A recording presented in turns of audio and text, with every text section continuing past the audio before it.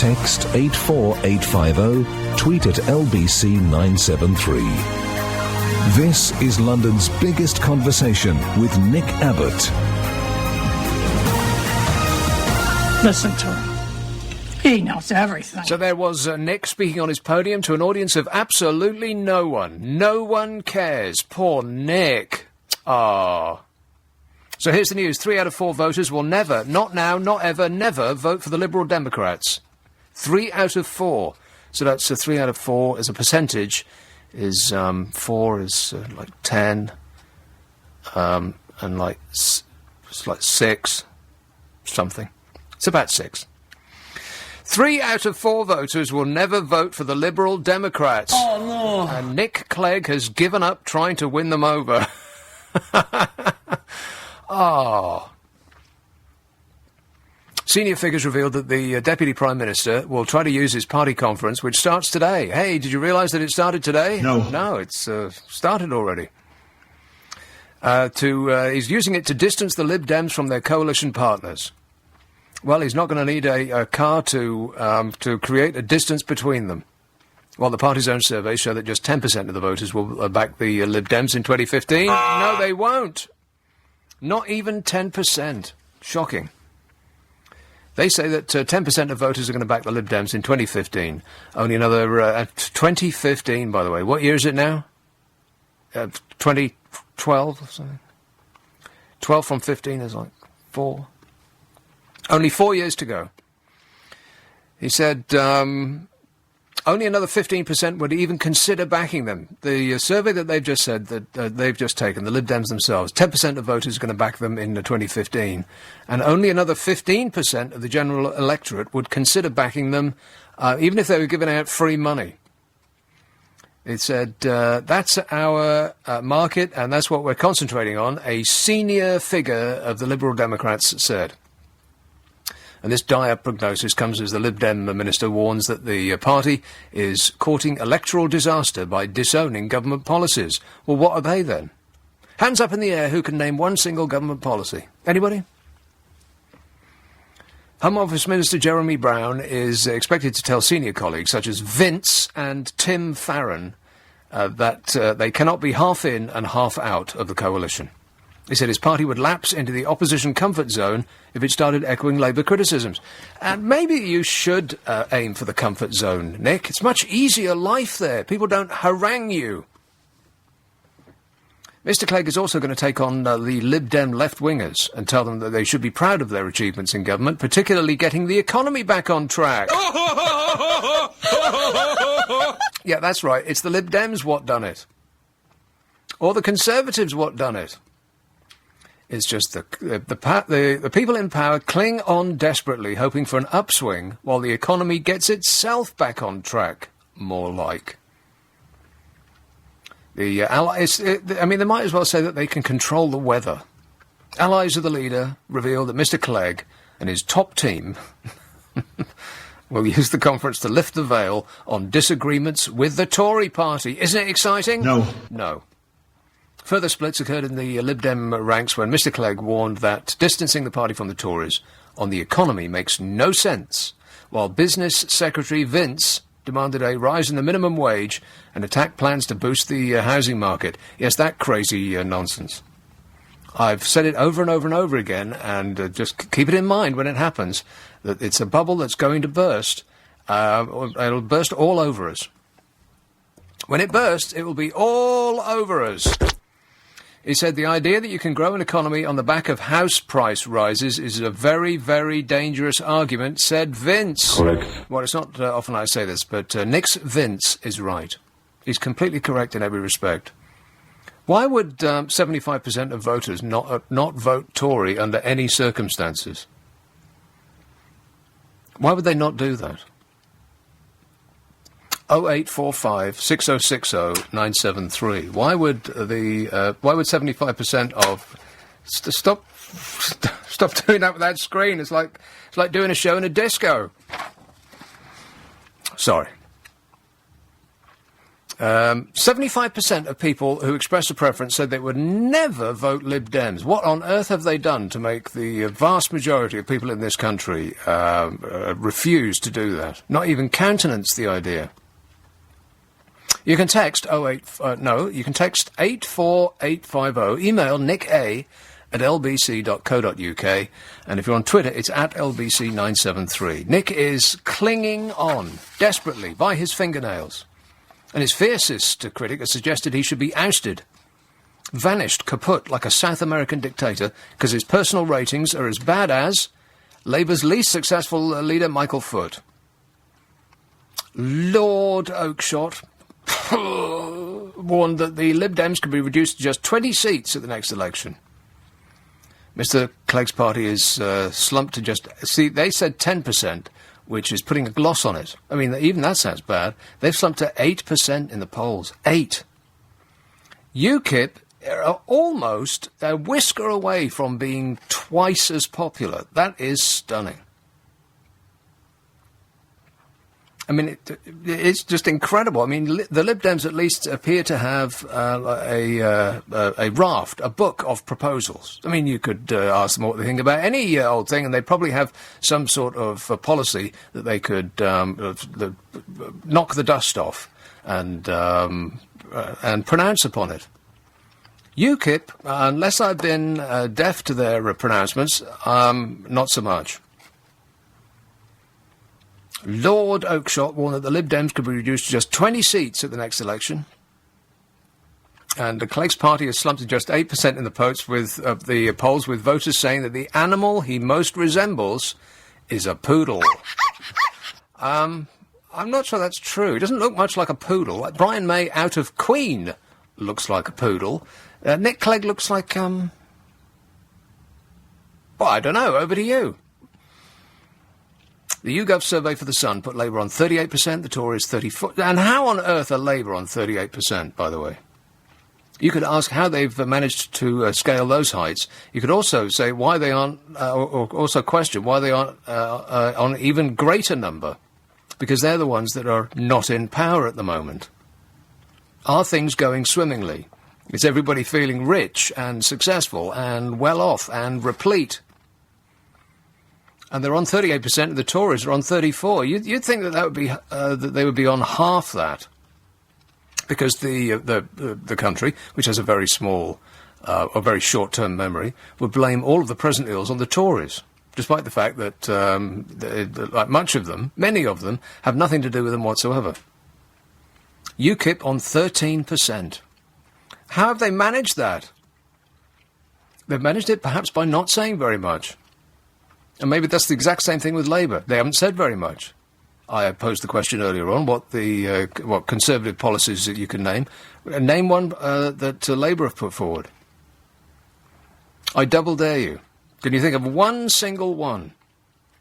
The survey found 21% think the Lib Dems are untrustworthy, and which seems a bit unkind, really. I mean, can we agree that they're all untrustworthy? Yes. Then we're picking on the Lib Dems. 44% that said the party has not contributed anything positive at all. That's practically half. Asked which animal he most resembles. 15% of those who expressed a preference says Nick Clegg looks like a poodle. 13% said a Labrador. 13% said a sheep. And 11% a snake. And this Lord Oakeshott fellow, who's a close ally of the Business Secretary Vince, said next year's local and Euro elections will be crunch time as the biggest test of public opinion since 2010. No, it won't. No one's going to vote because no one cares. I promise you that that's true. More people will vote in the X Factor than will vote in the next Euro election, in whatever it is, next year. Next year's local and Euro elections. No one's going to go. Public opinion will be overwhelmingly not bothered. And Lord Oakeshott's intervention exasperates Clegg's allies, coming just days before the party gathers for its annual conference in Glasgow, which is taking place right now. Difficult crowd in Glasgow. The Deputy PM said that an economic dawn appears to be breaking, something that he claimed would not have happened had it not been for the Lib Dems. Right. It's the way he tells them. An economic dawn. People have been grasping onto green shoots for as long as I can remember. But from the second that Lehman Brothers fell on its face, people have been spotting green shoots and claiming the credit for it. If they just keep saying it often enough, eventually it will happen, and they'll say, "I told you so." And this Lord Oakshott fella, he said that the Lib Dems should split from their Tory coalition partners as soon as May next year in an attempt to convince voters that they have a clear policy agenda of their own. Well, first they'll have to think up one. He said that Clegg's personal poll ratings were very poor, and the party would have to think about whether it could do better under another leader. Like who, for instance? I mean, the thing about Nick Clegg is that he is just exactly what people want from a modern politician. They want somebody bland and beige and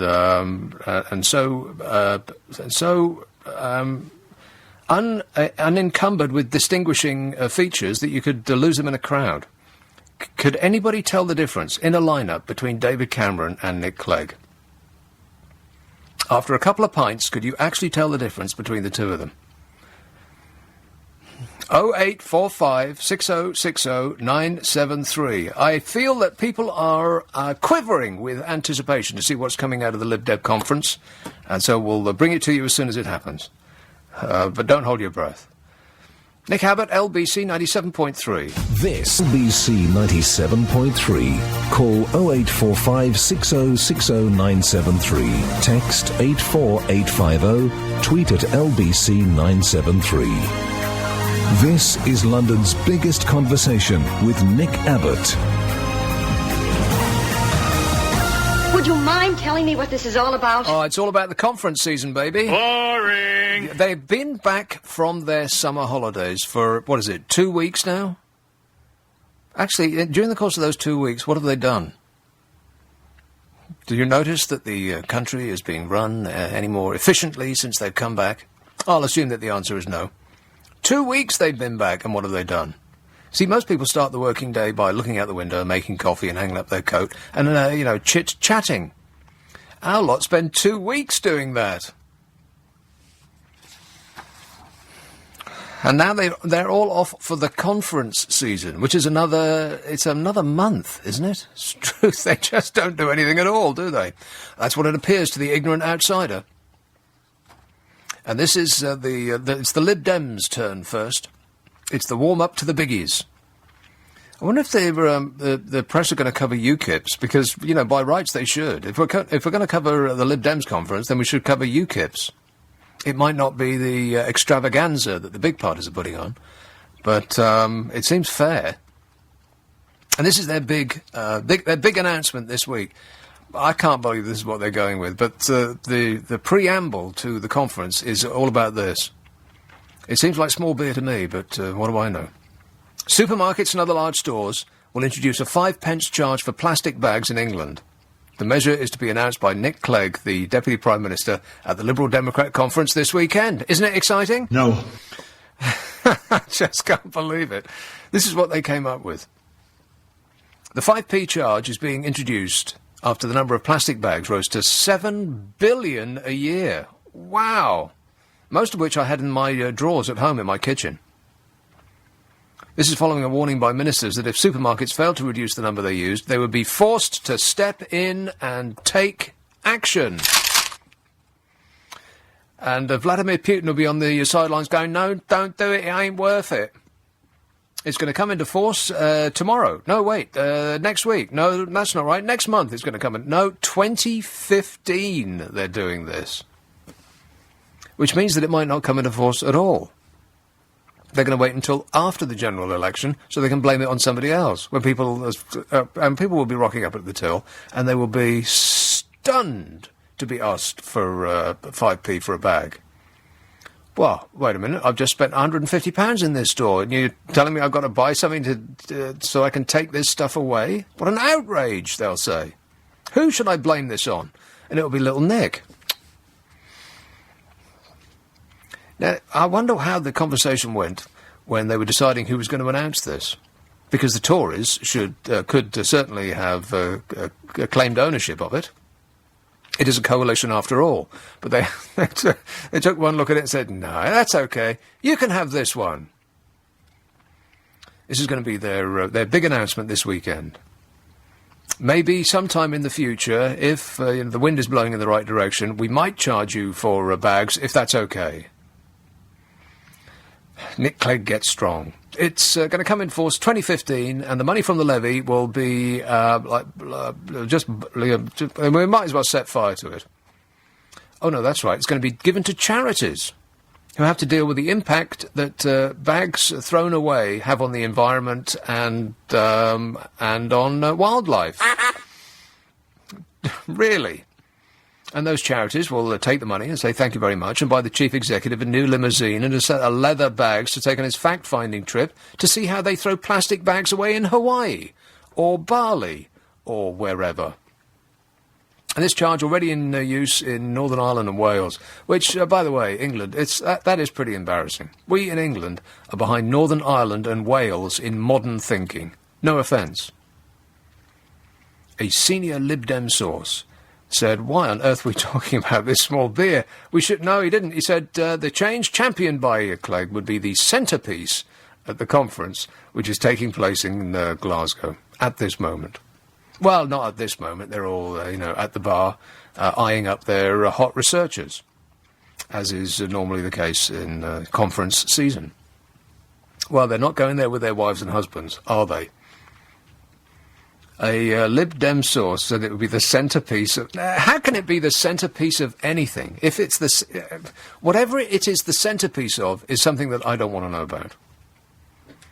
Plastic bags are not a centrepiece. There wouldn't be a centrepiece at a parish town hall meeting, let alone an actual real-life national political party that is partly running the country. I think that's called a paucity of policies. They have a policy paucity. That should be one of my warm-up exercises. Policy paucity. A policy paucity. You try it. In Northern Ireland, the levy has been so successful, reducing the number of bags by 80%. And they're now doubling the charge to 10p. Good grief. In Wales, there's been a 76% drop in plastic bag use since the charge was launched in 2011. 2011, 2 years ago. And we're still playing catch-up. However, not only are we going to wait until 2015, until after the election, and then, maybe if the wind is blowing in the right direction, and perhaps if we're still feeling like it, small and medium businesses will be exempt. What? Small and medium businesses are going to be exempt. So it's not really a policy at all. So the Lib Dem centrepiece of their very important conference is that some stores will charge for bags and some won't. At some point in the future, and depending on the store's size, perhaps they will and maybe they won't. That'll save the planet. I just can't believe it. Maybe they're so busy running the country that they don't actually have any time to come up with any policies. Maybe they're going to whip something exciting out of the bag that they haven't told us about. I bet you're on the edge of your seat. The government's Waste and Resources Action Programme found the number of bags used in England increased by almost... Good grief, really? Wow, that's a lot of bags. 800 million over 2 years. The number of bags used in England is 800 million, increased by 800 million over 2 years. What are we doing with them all? And let me give you the name of that organisation again. The government's Waste and Resources Action Programme. Did you get it? Waste and Resources Action Programme. And the Waste and Resources Action Programme was only called that because it produces the acronym RAP. I bet they spent more time on deciding what their acronym would be than on planning how to help the environment. RAP. Bags. Get it? And what are people excited about? What are people concerned about most of all? This message, the first one to come in, says, has Amanda's cat come home yet? Oh, good grief. Really? This says, Nick Clegg's acting lessons really came through. I don't know what that means. And Nick Clegg looks like a chihuahua. Well, perhaps more so than a poodle. At least a chihuahua is a short-haired beast. 0845 6060 973. I could probably sit here all night reading the number out and I won't get a single call about the Lib Dems. I know I won't.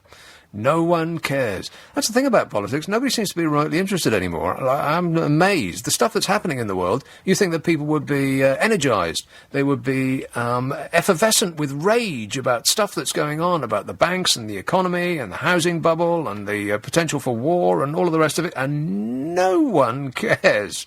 I'm stunned. If I did a show on the singer of the X Factor, and let's pull that apart, I wouldn't be able to get through the calls that would be coming in so quick.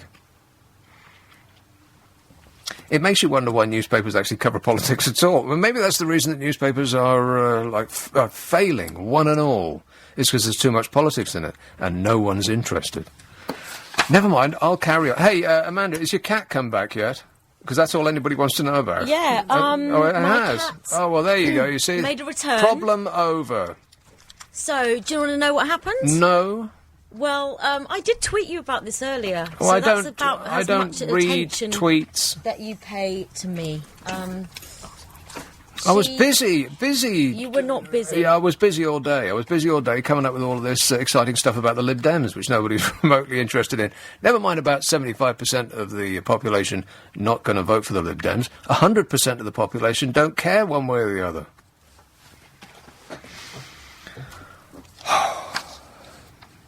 So there was this North Yorkshire Tory councillor who is 83.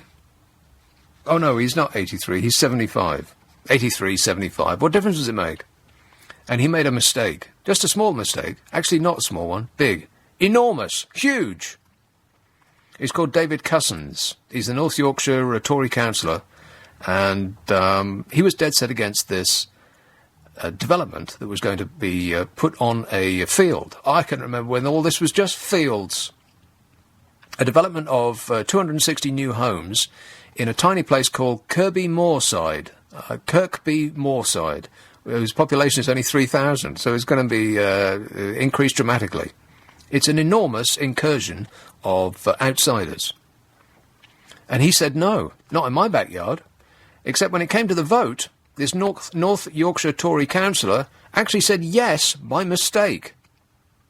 And it is perhaps because of the overly complicated way in which the question was asked. And let me ask you this, in what I hope is not an overly complicated way. What is overly complicated or confusing? 0845 6060 973. I'll give you the full shocking story just after we come back from the new news. You can call 0845 6060 973, text 84850, email nica@lbc.co.uk, and if you're on Twitter, it's at LBC973. This is LBC 97.3. I'm Nick Abbott. It's 10:30. Text 84850, tweet at LBC973. This is London's biggest conversation with Nick Abbott. I really like you. Do you like me? Greenwich. Hello, Gavin. Hi, Nick. Gavin. These carrier bag nonsense, it really is nonsense. The reason why the total increased by, would it say 800 million? Yeah. Seems to me that if you put anything so much as a cotton bud in one of them, they tear. So people either put less things in more carrier bags because they can no longer take the weight because of this nonsense over the environment. Yeah. Or they double bag them. Or they double bag them, exactly right, and who can blame them? But I think that... They've actually started manufacturing them so that they fail almost immediately. They used to be stronger, I'm sure of it, but now it's like one use only. Yeah, it's up to they're so disposable. But it seems to me that giving the money to charity, I mean, charity, you used to make a donation to charity, but this seems totally compulsory. Yeah, I don't get it at all. What charities are associated with plastic bag use? I'm mystified.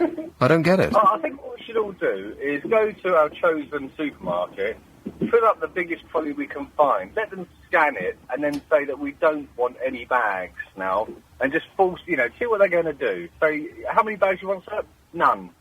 And then either make them take them to your car, or you take them one by one and not the whole queue. That's right, one by one. That's what we should do, take them one by one. I'll just leave this stuff here and take a couple of things I can carry by hand to my car. I'll be back in 10 minutes.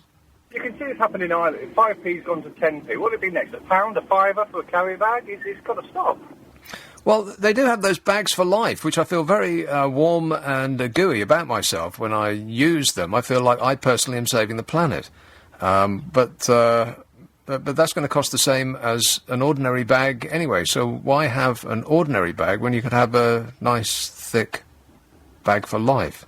Unless they're going to put the price of those up too. I think we should all just buy the biggest monthly load of shopping you can and just refuse a bag when they're offered, and I think it will pretty quickly come to an end. Well, it's amazing what the population can do if we just think it up and do it all at once. People are forever complaining about the amount of packaging that the food is put in, like apples, for instance. Why on earth do they need to be on a styrofoam tray in a plastic bag with a paper label on the front? I mean, it's absolute nonsense. They're just apples. They used to get sold singly, and a man in a fruit shop used to put them in a brown paper bag and twist the ends around, and there you go. And if we, as a nation, decided, right, we're not going to put up with this anymore, we're going to remove the apples from the packaging at the till and leave the packaging there. If everybody did that, there's not a single shop in the land that would be packaging them like that by next week. But how else will it look, Nick? You've done your shopping, you've got, 20 bags, 30 bags of shopping. You're walking out and you see that fellow in the wheelchair or the kid with his eyes hanging out at the door rattling that tin, and you have to say, I'm sorry, I'm not going to donate to your charity. I've just done a fiver on charity in there. I mean, it's not on, is it? What kind of shops are you going to, Gavin? It's probably more about the area I'm from. Oh, Greenwich, I've been to Greenwich. I understand what you're saying. Mm-hmm. Yeah, no, I'm oh, by the way, if you're in Greenwich and you need to get to the north side of the river... Warning! Don't take that cable car thing. It's really scary. It's much scarier than I anticipated. It's like... Why it was even feel, I don't know. I mean, who goes from south to north to look at an exhibition centre and then back to south again? Well, what's odd is when you get to the north side, there's nothing there. Precisely. So I can't imagine... I can't wait for it to be knocked down. It's going to be... What purpose does it serve? Well, I suppose if you're an arms dealer, then it will get you to the XL slightly more quickly. But apart from that, I can't think of anything. It's quite an interesting ride, though. It's moments of utter panic, and then it's over really quickly. Kind of like sex. Speak to yourself. I won't use it. I have no intention of using it, although there are a few arms dealers, I'm told, in South London. It's, yeah, but that's not the same kind of... We're not talking about those arms dealers, Gavin. Okay. I wouldn't even approach them in the street. That's my best advice to you, all right? Thanks a lot, mate. 0845 6060 973. I thought Greenwich was a nice place. Who knew? This message says, Nick, so irritated by the proposed 5p bag charge and another vain attempt to save the planet. Laughs out loud. I'm not... That's what they've actually said in the message. Laughs out loud, they said. I will buy more than I need and delight in discarding them. Who do these people think they are? Says, you're actually going to buy more bags than you actually need at 5p a shot and then casually throw them away just to make a point. Well, the whole world's gone crazy. It's a start, isn't it? I mean, it's not going to save the planet, of course not. But 800 million bags a year, that's just a preposterous amount. But perhaps there are different types of bags that should be more closely scrutinised. And that is have you ever been in a posh shop, Amanda? Once or twice. Once or twice, yeah.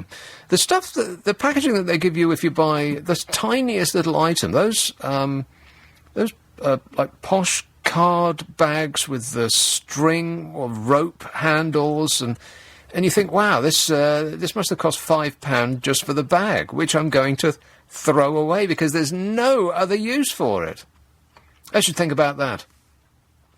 Box Hill, hello, Peter. Hello. Hello. I just listened to you, this plastic bag. Do you know how much the real plastic is to buy now? 6? No, the actual real, but I'm actually load of bags with. When I was working 10 years ago, it was £600 a tonne. It is now £1,600 a tonne. For plastic? Plastic, the real plastic, which they load of bags with, yes. Right. So with your 8 million bags, you're going to make it. It's a very lot of money if they melt it down. If they reuse it. But they can't, though, can they? Because most of the plastic bags end up in trees, in which they stay for years. Not remotely listening to a word I'm saying. Never mind. Down and cut up into little modules. Modules. To do it. Right. Recycle all the old plastic bags and. Well, first though, people have to put them in the correct receptacle. Oh yeah, it has to be sorted out. Right. But I mean, 10 million bags. I mean, 1 million bags will make a few ton of raw plastic. I'm sure it would. Yeah, but can you imagine how much effort it would take to physically sort out all of those bags? Well, no, but all plastic bags. Even there's loads of big thick ones that what you buy from the other shops, the big shops like Barker's and all that lot. All the big Barker's? All the little plastic bags, they all melt down. They all melt down into. We used to recycle it, and it was the firm I used to work at. Well, if you say so, Peter. We used to. I mean, I used to collect. I used to go up to Birmingham with a load of plastic every weekend for them to it all to be recycled. Birmingham? The following week and bring back the 2 or 3 tons of it. Well, it's like this country sends its rubbish to China to get sorted, and London sends its rubbish to Birmingham to get sorted. That's true, yeah. OK, well, thanks for the good news, Peter. At least we're getting rid of it, eh? We're getting rid of it to a place that no one cares about. This message says, what about making recycled bags from old sheets? What? Who wants to carry food home in somebody's old sheet? Well, you'd wash it first, wouldn't you? Old sheets, blankets and clothes. What about making recycled bags from old sheets, blankets and clothes? You could actually do that and sell them in some Ponzi market somewhere in London and make a fortune, I reckon. What, like Bounds Green, for instance? Bounds Green market, very Ponzi, very Ponzi. Tony is in Bounds Green. Hello, good evening. Good evening. There is no market in Bounds Green. I don't believe that there's such a place as Bounds Green. There isn't. I just pretend. But anyway, let's go back to the leader of the Liberal Democratic Party. Am I correct in saying that he wants this money voluntarily to go to cleaning up the countryside? He's going to give it. Well, not he. I don't know why they've claimed authorship of this, but they seem to think that it's a winner. But it's going to go to charities who have to deal with the impact of bags thrown away have on the environment and wildlife. Well, I heard on LBC News that this was going to go towards cleaning up the countryside. Well, yeah. If you're a farmer, is it going to go to the actual farmer who's a tenant, or is it going to go to the landowning class? Charities. You're not listening to what I'm saying. Charities that have to deal with, wildlife eating bags. I don't believe for a second that this has anything to do with the environment other than to enrich either the supermarkets because it's voluntarily. But it's not, though. It's not going to be voluntary. The only difference they're going to make, the only way they're going to get around it, is if you were a small or medium-sized business, which seems very vague. I don't even know what that means. Well, what it means is that you go through a sort of vortex and finish up in a village hall in Warminster-on-Sea. Yeah. And there's someone there called Captain Mannering who's dishing up this idea. Wow, that sounds like an excellent idea for a TV show, Tony. Can you outline that on one piece of paper for me? Well, if you don't mind, I've really got to cut this call short. Okay, well then there he goes. 0845 606. Not that short though, I bet. 0845 6060 973. You can text 84850. Email nicka@lbc.co.uk. And if you're on Twitter, it's @lbc973. Here's this story about David Cussons, the North Yorkshire Tory councillor who pressed the wrong button on an electronic voting machine and approved planning permission for a housing scheme worth £25 million that he strongly was opposed to. He meant to say no, he accidentally said yes.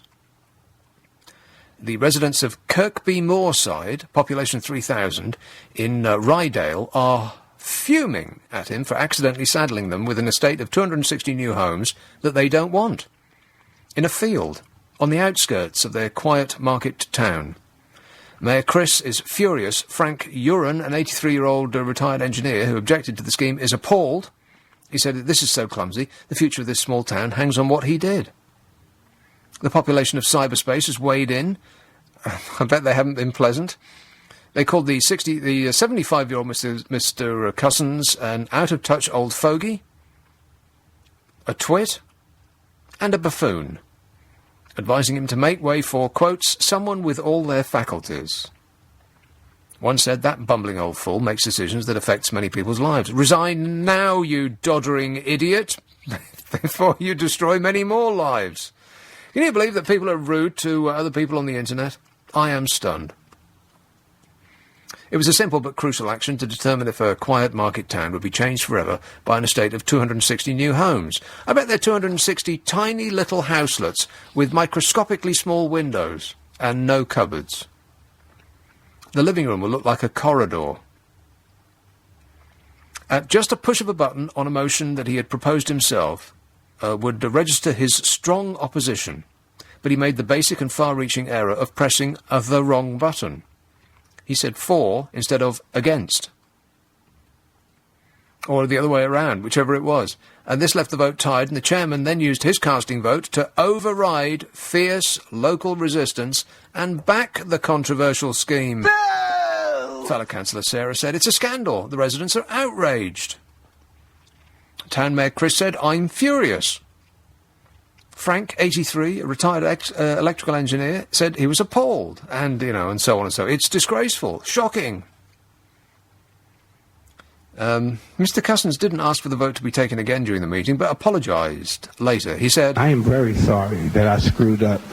Totally I am so sorry. You just don't know how sorry I am. I'm sorry. You see, there's 3 buttons for the councillors during meetings to vote, and why they can't just put their hands in the air like in the old days, or put a cross on a piece of paper, I do not know, but they've gone all technical. 3 buttons that councillors can press. One's for, one's against, and one's abstain. And the motion was to reject the development, which the Tory councillor had actually penned. He had penned this motion. But you see, he's against the development, and so he pushed the button marked against. But he was not voting for or against the development, he was voting for or against the motion, and the motion was against the development. So to be against the motion is to be for the development. What? Are you with me? It's a double negative. Now, you can understand the confusion. I'm confused just saying it. So that seems to be like Sod's law. That seems to be, if things can go wrong, they will go wrong. It was unnecessarily complicated. A beginner's error, even though he is 75 years old. So is there anything that you think is unnecessarily complicated about modern life? 08 45 6060 973. Meanwhile, here's the story. Here's the only thing that anybody is even remotely interested in. I had texts and emails. Oh, God, so many. Oh, I'm so worried about her cat. You will tell us what happened, won't you? I think you should do the whole show tomorrow about them. We'll have a description. We'll put our description, see if anyone's seen her cat. Struth. So, what happened? It's not that exciting, really. No, I know it's not. It's about a cat.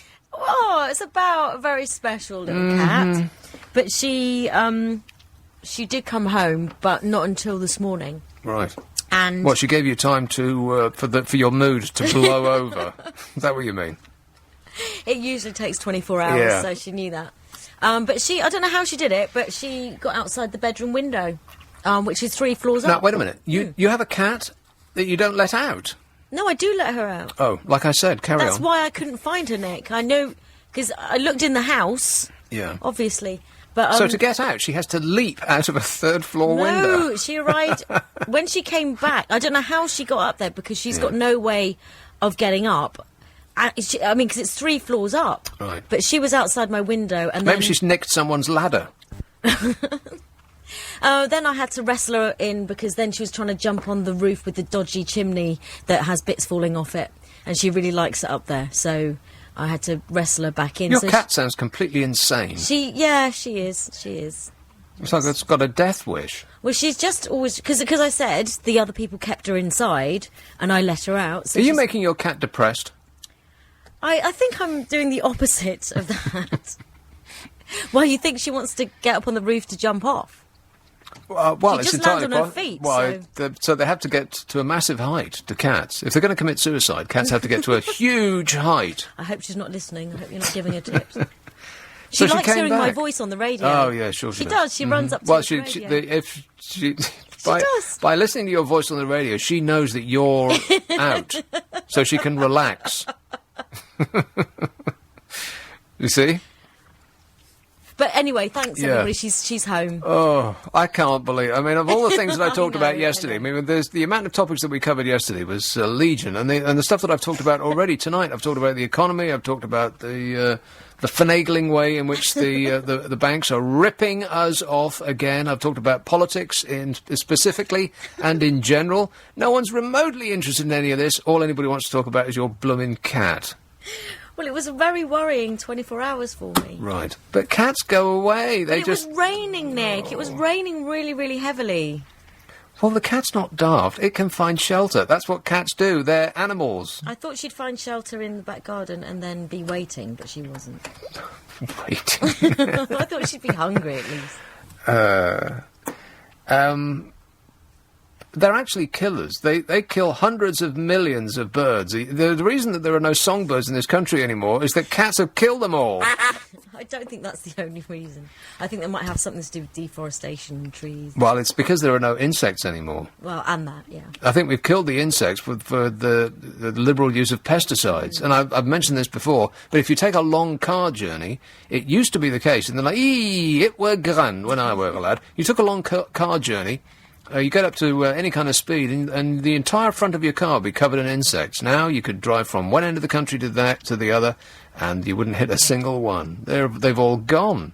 So do you think that charging for carrier bags is going to help bring back the state of wildlife Well, it's as a it was start. maybe 100 years ago? It's a do you think start. It really? I don't think it's really going to do any good at all, charging. I don't think that people are going to use them any less.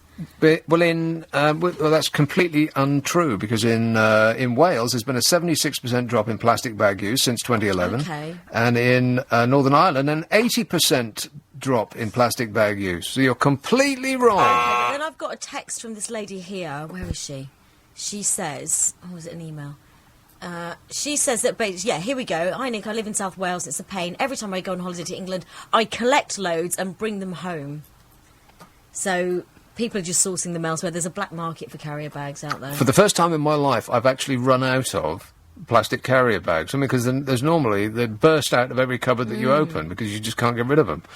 And I don't have any anymore. It is And really when you haven't annoying. got any, you miss them. Yeah, but it is really annoying when you go into a shop and they, without even asking, you've got one item that you could easily carry around the corner and they get a bag out. Or you've got a massive bag on your shoulder that you can put the item in and you have to say to them, it's fine, I can carry that, I don't need... Well, the reason that they do that is because if they didn't, people would be complaining. You know that.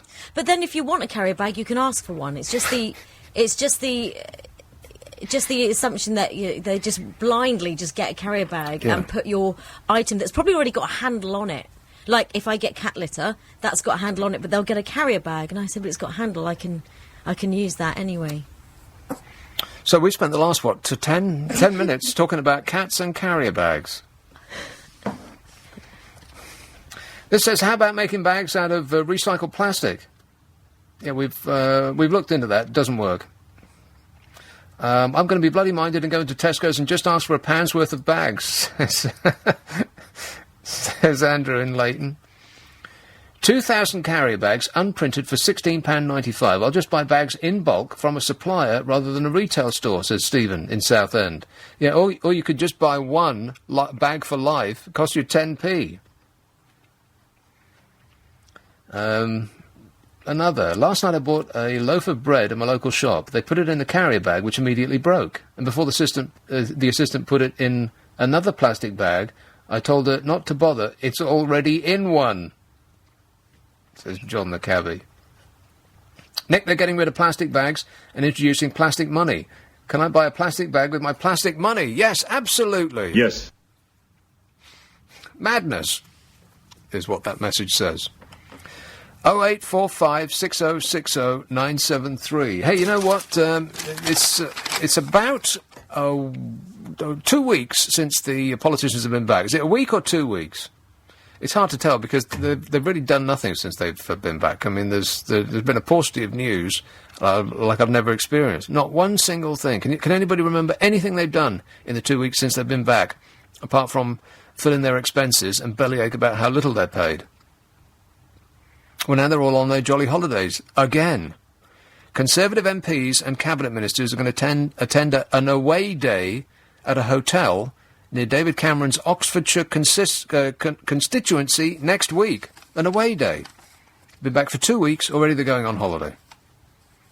The MPs will get a series of motivational speeches from senior figures in the party, including Linton Crosby, the Prime Minister's campaign chief. Boring! Won't that be exciting?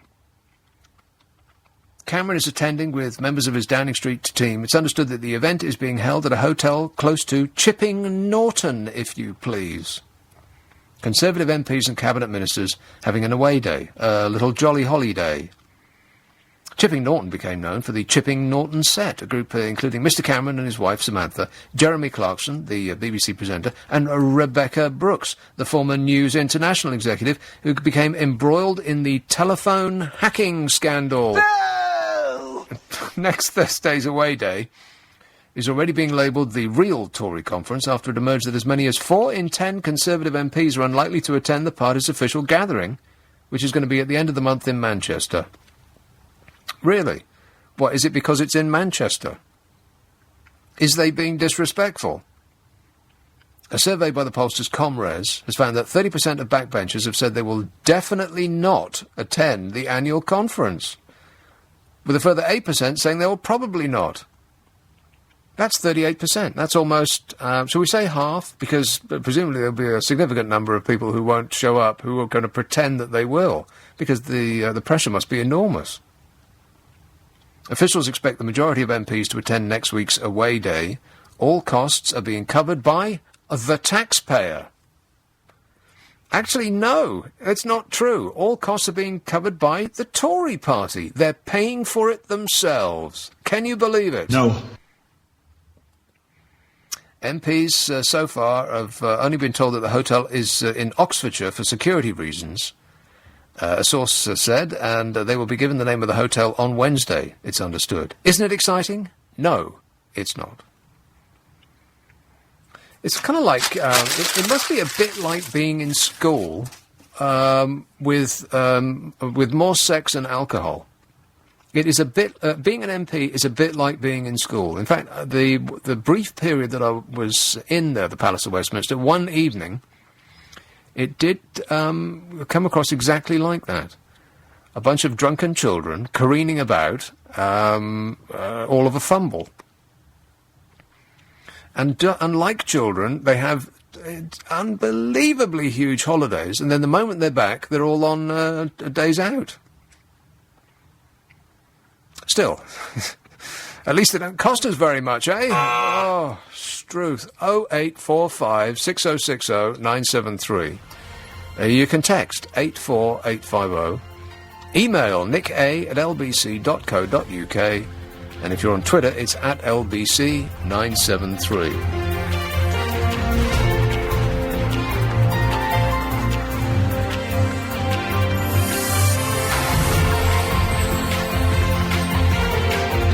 This is London's biggest conversation with Nick Abbot. Are you trying to tell me that this is your act? Yes, this bag issue will not go away. Some texts and emails. Why can't they just ban carrier bags altogether? It's just another tax. I hope that it's just another tax they hope we will cough up. Now, when I read the details earlier on, it appears as though I got some details wrong. Liar! And the part that I got wrong was that the money would be going to charity. Well, only if the supermarkets give it to charity, we come to find out. What kind of a policy is that? We're going to give the supermarkets extra millions of... Well, I mean, how many bags do you take of your average shop? At least 5, right? So that's 5 times everybody that does a shop over the course of a year. That's 800 million, at least. Let's say 1 billion. So that's 5p times 1 billion is something I could never work out if I sat here from now until the end of time. How much is it? Millions and millions and millions of pounds. Should we just assume that that's the case? So they're going to give millions of pounds, or the ability for supermarkets to charge us so that we won't complain about it, millions of pounds extra, in the hope that they will give it to charity? Are they kidding? Let's call him Wemberley. Hello, Janice. Hiya. Yeah, well, I agree with you. I've always thought it's ridiculous that shops charge 5p for a carrier bag. I think, it doesn't make sense. But a shop that I go in now, they actually give you money back if you don't use a bag. So that makes me always have a carrier bag or some spare bag with me. I go in the shop, I tell them I don't want a bag, they give me my 5p back, and I use my own bag. And I think that is the best way to encourage people not to do something, is if it saves them money by not doing it. But then if you had mean? to... Well, yeah, but if they just charged and didn't give you your money back, then you would still be saving money. Say that again? If it wasn't the case that they gave you money back if you used your own... Yeah. So that you're automatically charged, and they will refund you if you bring your own bags. But if they didn't automatically charge you and they just charged you for any bags you used, then you would still be saving the exact same amount. Yeah, but either way, I don't think that it's fair to charge people for carrier bags when they've inflicted all this packaging and bags and stuff on us in the first place. Well, it's kind of odd. It's a bit rich that the supermarkets would then be charging us for carrying home things that have too much packaging in them anyway. Yeah, that part seems right. odd. When I was a little girl and wanted to go shopping with my mum, she used to bring a bag with her. Do you know what I mean? She used to bring a shopping bag with her and put the stuff in it and take it home. Yeah. And like you said earlier, she would go to the greengrocers and buy fruit in a paper bag or whatever. And if you bought meat or fish, it was fresh or whatever. But now everything's all packaged up, and often the stuff that's all packaged up costs more than the stuff that you buy loose. It doesn't just cost a little bit more. It costs, in many cases, because I used to be one of those people that I would never buy anything unless it was wrapped in plastic, because I was, concerned about What are you looking at me like that for? Well, that's just odd. But it's not odd. It's perfectly reasonable. I don't like to touch handles or meet people or anything like that. There's germs. Ugh, icky. But I would never buy anything that wasn't wrapped in plastic because I thought, well, it would be more hygienic. But that's not the case, No, it's really. not. Well, It's not not. really, no. But once I started to buy things that are loose, I couldn't believe how much cheaper they are. I mean, it's half the price sometimes. That's right. And also, they found that if you buy salad wrapped in plastic, it's got loads and loads of germs. it and will they kill recommend you. now you shouldn't... Well, I don't know No, if it will it'll kill actually you. kill you. It will kill you, will Yeah, it? but a salad wrapped in a bag is death waiting to happen. Warning, warning. Yeah, throw it away immediately. And that is the official advice of LBC 97.3. Well, anyway, we now have to pay extra to carry all the packaging Yes.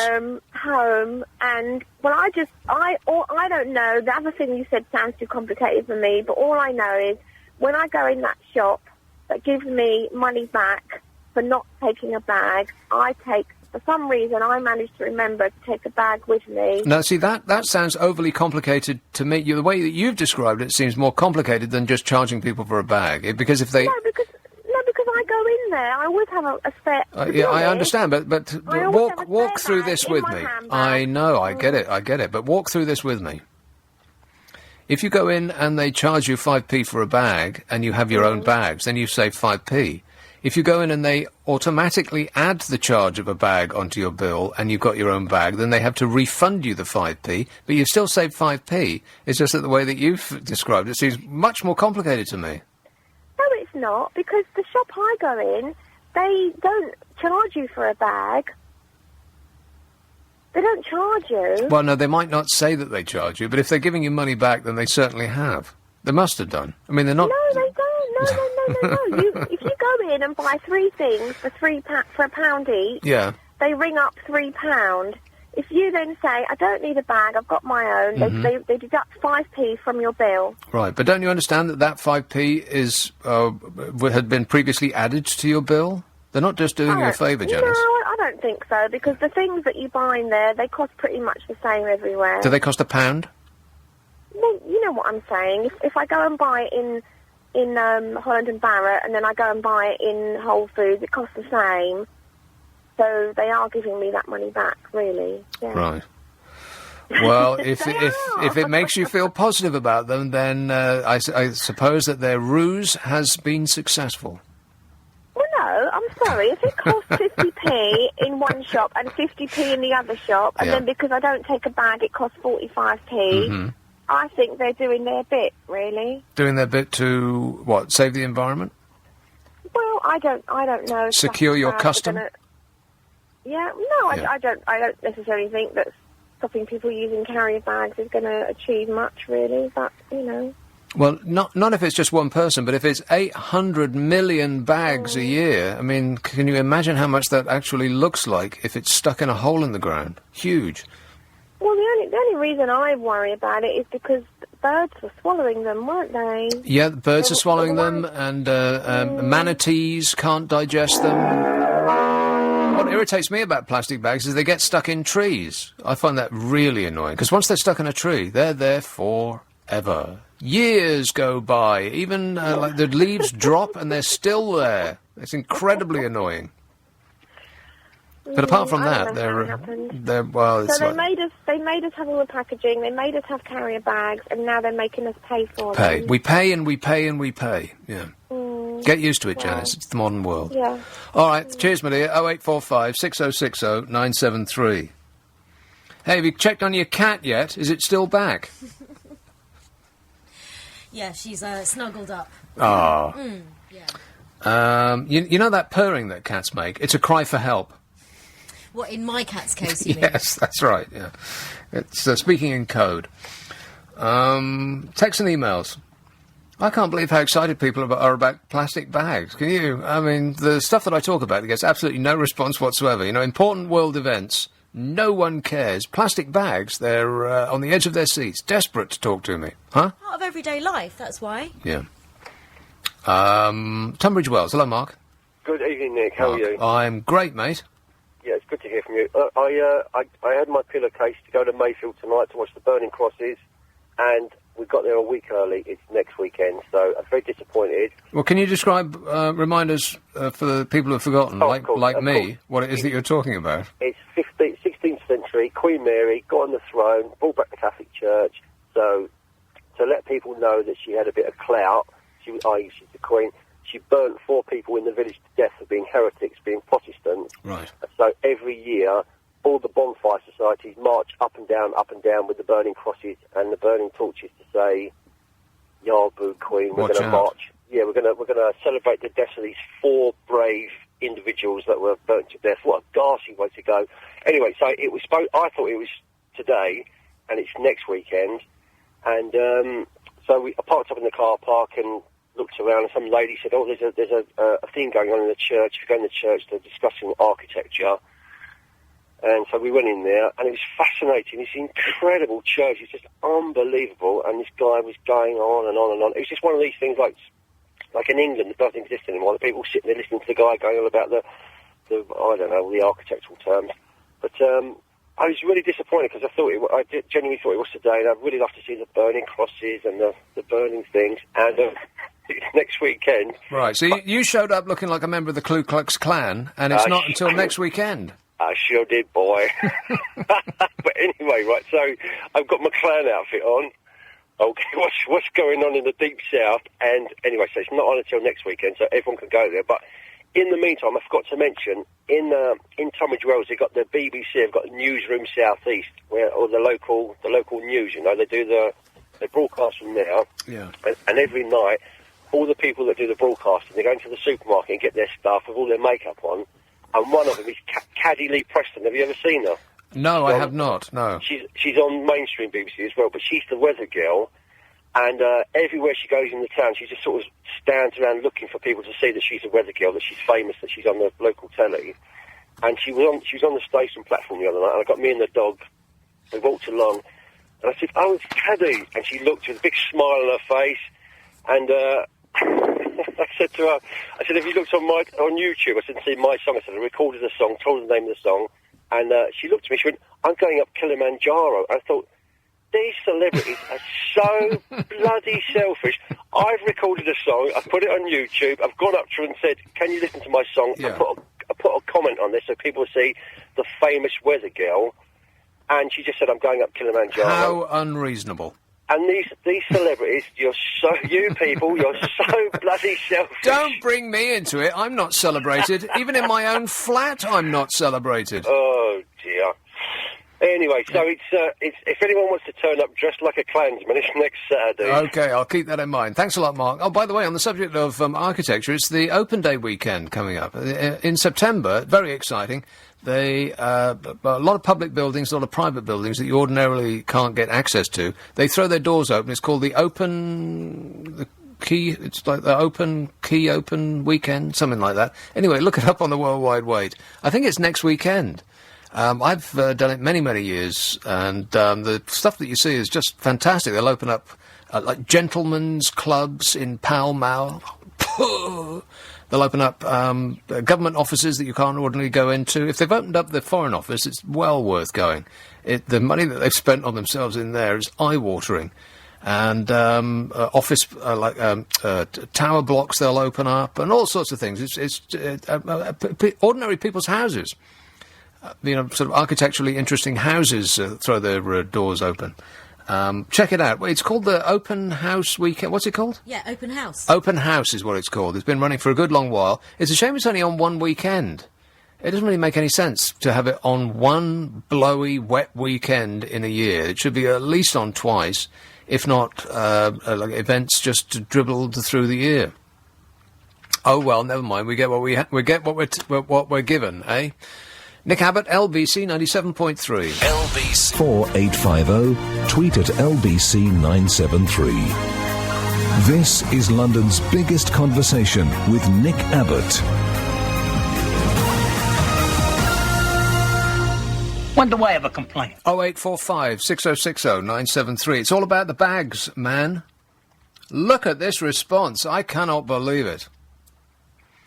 People are enthused like I've never seen on any topic I've ever done in my life. The bag people are out. Maybe that's what the response is all about. We've got the bag people listening to us. I wouldn't be surprised. Some texts and emails. Let's have a look. Plastic bags. Dear Nick, they've been charging for bags in France for about 4 years now, even the small plastic ones. Another story. That was a story? Another story, when I was in Spain about 10 years ago, the local supermarkets had to ration plastic bags because many of the local British caravan people... caravan people, that is the Winter Retired Brigade, were knitting and crocheting with carrier bags. How do you do that? I don't believe you. How can you knit with a carrier bag? Quite easily. Nonsense. Yeah, you can. There was this God, here we go. Here we go. Yeah, I produced a programme about environmental issues some years ago, and a guest that came Was it better produced than this one? It had more to do, but this woman came in and she made really lovely handbags out of weaved carrier bags. Right. Yeah, they were really nice. They were really nice. Did you buy one? No, they were 50 quid. Right. Good evening, Nick, says this.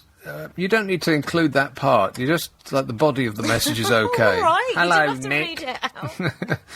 It says, this carrier bag lark has got nothing to do with saving the environment and making money for charities, but everything to do with control-freak politicians telling us what we should be thinking and how we should be living. As for them going off on holiday again, I'm not surprised. Poor little dears must be exhausted with all that waffle they come out with. Somebody should tell them that their backsides are for sitting on, not for talking out of. Did you read that? That's all right. Is it? Yeah. Are you sure? I don't. Because that will give people a mental image. Is that acceptable? It does now. The weather, meanwhile, is like talking about saving the environment and global warming and all of that. There's bad news about global warming, and it's not what you think. If you've read some reports about global warming being a fiction of your imagination, it not being the case anymore, that we're actually going into global cooling, then I will disabuse you of that notion. But first, here's a call in Islington. Hello, Susan. Hello, Nick. Susan. I want to respond to Mark, if you don't mind, because it's the second time he's had a go at the Catholics. What? Now, Who? Yeah, he's saying, Queen Mary was burning the Protestants. Okay, perhaps she did. But this Catholic was going to offer him a room because I heard he was living in a car. And then on the second point, he was running down people who had land because I said relations of mine had a farm in Ireland. My father left home at 16. They had about 5 cows, which they gave the milk to the village. He wasn't a landowner. As I say, he came to England at 16 because that's what they did. He wasn't a rich man. He was a poor man. He married at 22 and died at 68. What are you talking about, Susan? Well, I'm talking to Mark that lives down in Tunbridge Wells. Yeah. One, he is living in a car, or he admitted he was living in a car at some point in the past. And I thought, oh, gosh, poor chap, I've got a spare room here. I'll, let him come and use it. But he keeps going on about people who've got land as being wealthy and rich and not doing anything. I'm pointing out that a part of my family did have land. They've passed away now, so they don't have land anymore. My father didn't come from a rich background. He had to leave home at 16, and he came to England. Yeah, I heard that, but I still don't know what this... Can you help me out here, Amanda? No, sorry. I thought she was just going to say something historical about the monarchy. Right. And it's just gone in another tangent. Yeah, so apologies, Susan. It's too tangential, Susan. I listen to this show and I have no idea what you're talking about. Never mind. Better luck next time. Absolutely. 0845 6060 973. Some texts and emails. I think they should charge £1 a carry bag unless you agree to buy them in bulk. Huh? If we have to pay 5p for a bag, I object to having their name emblazoned on it. Why should we advertise for them, says Aggie. Well, that seems to be the way of the modern world. Like any item of clothes you buy has got the manufacturer's name all over it. They should be giving us this stuff. I mean, look at me. Virtually everything I've got on, with the exception of my socks. My little socks, they don't have any... well, maybe they do. Yes, they do! Well, that's an outrage. I'm a walking advertising board. Here's a call in the city. Hello, Peter. Hi. How are you? Good, thanks. Good. I was listening to the lady about 10 minutes ago talking about getting money back for not taking a carrier bag. Yeah. And it struck me. I mean, the last time I was in the States, they actually had bag packers that would put your groceries into either paper bags... Paper or plastic, yeah. Or boxes. Or boxes. Cardboard boxes. Because supermarkets, because I have been there, I used to work there a good while ago, many years ago, have thousands and thousands of boxes that your goods come in the first place. Mm-hmm. And these could basically get crushed. Probably recycled at the end of the line, but basically they're wasted. They could be used for packaging. Instead, the supermarkets seem to be going down, they are going down the route of self-service tills, where you actually tag and pack and pay for your own shopping and you do it all yourself. Yeah. What I'm saying is, if a put a little bit of thought in it, you can actually reduce the amount of carry bags probably by 50%, but just by simply using the packaging that's already there.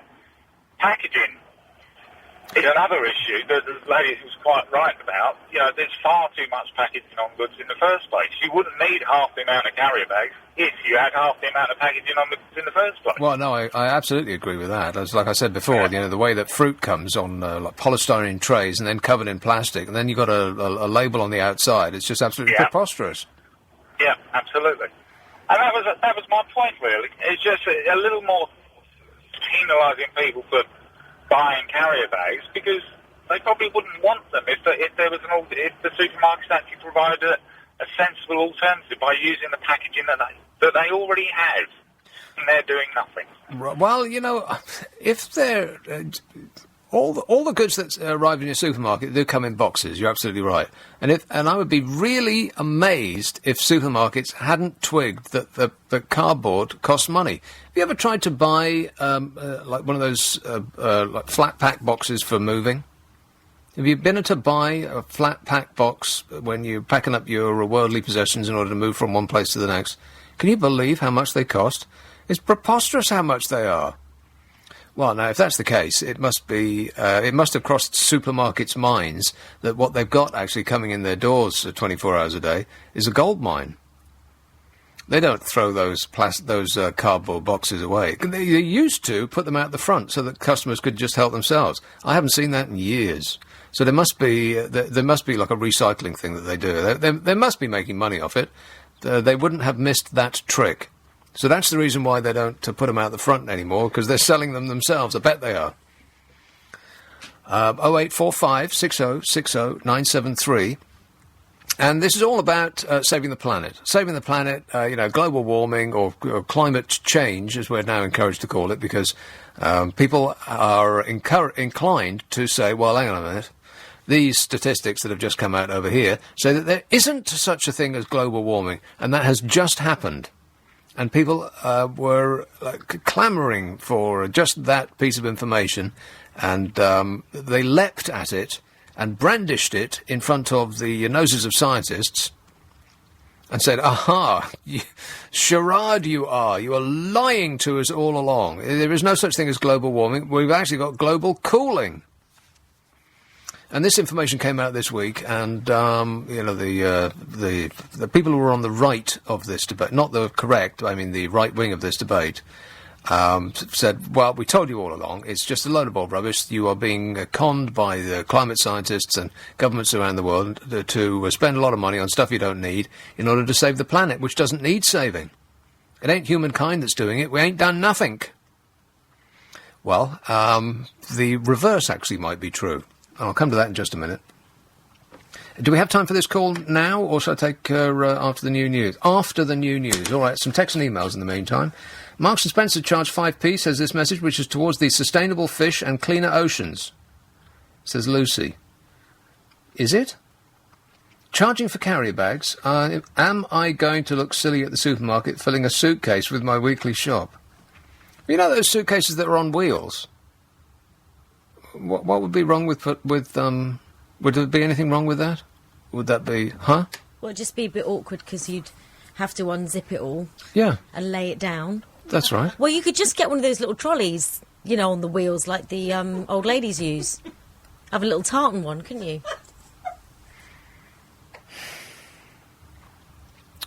Oh, 0845 606. Do you see what I have to deal with?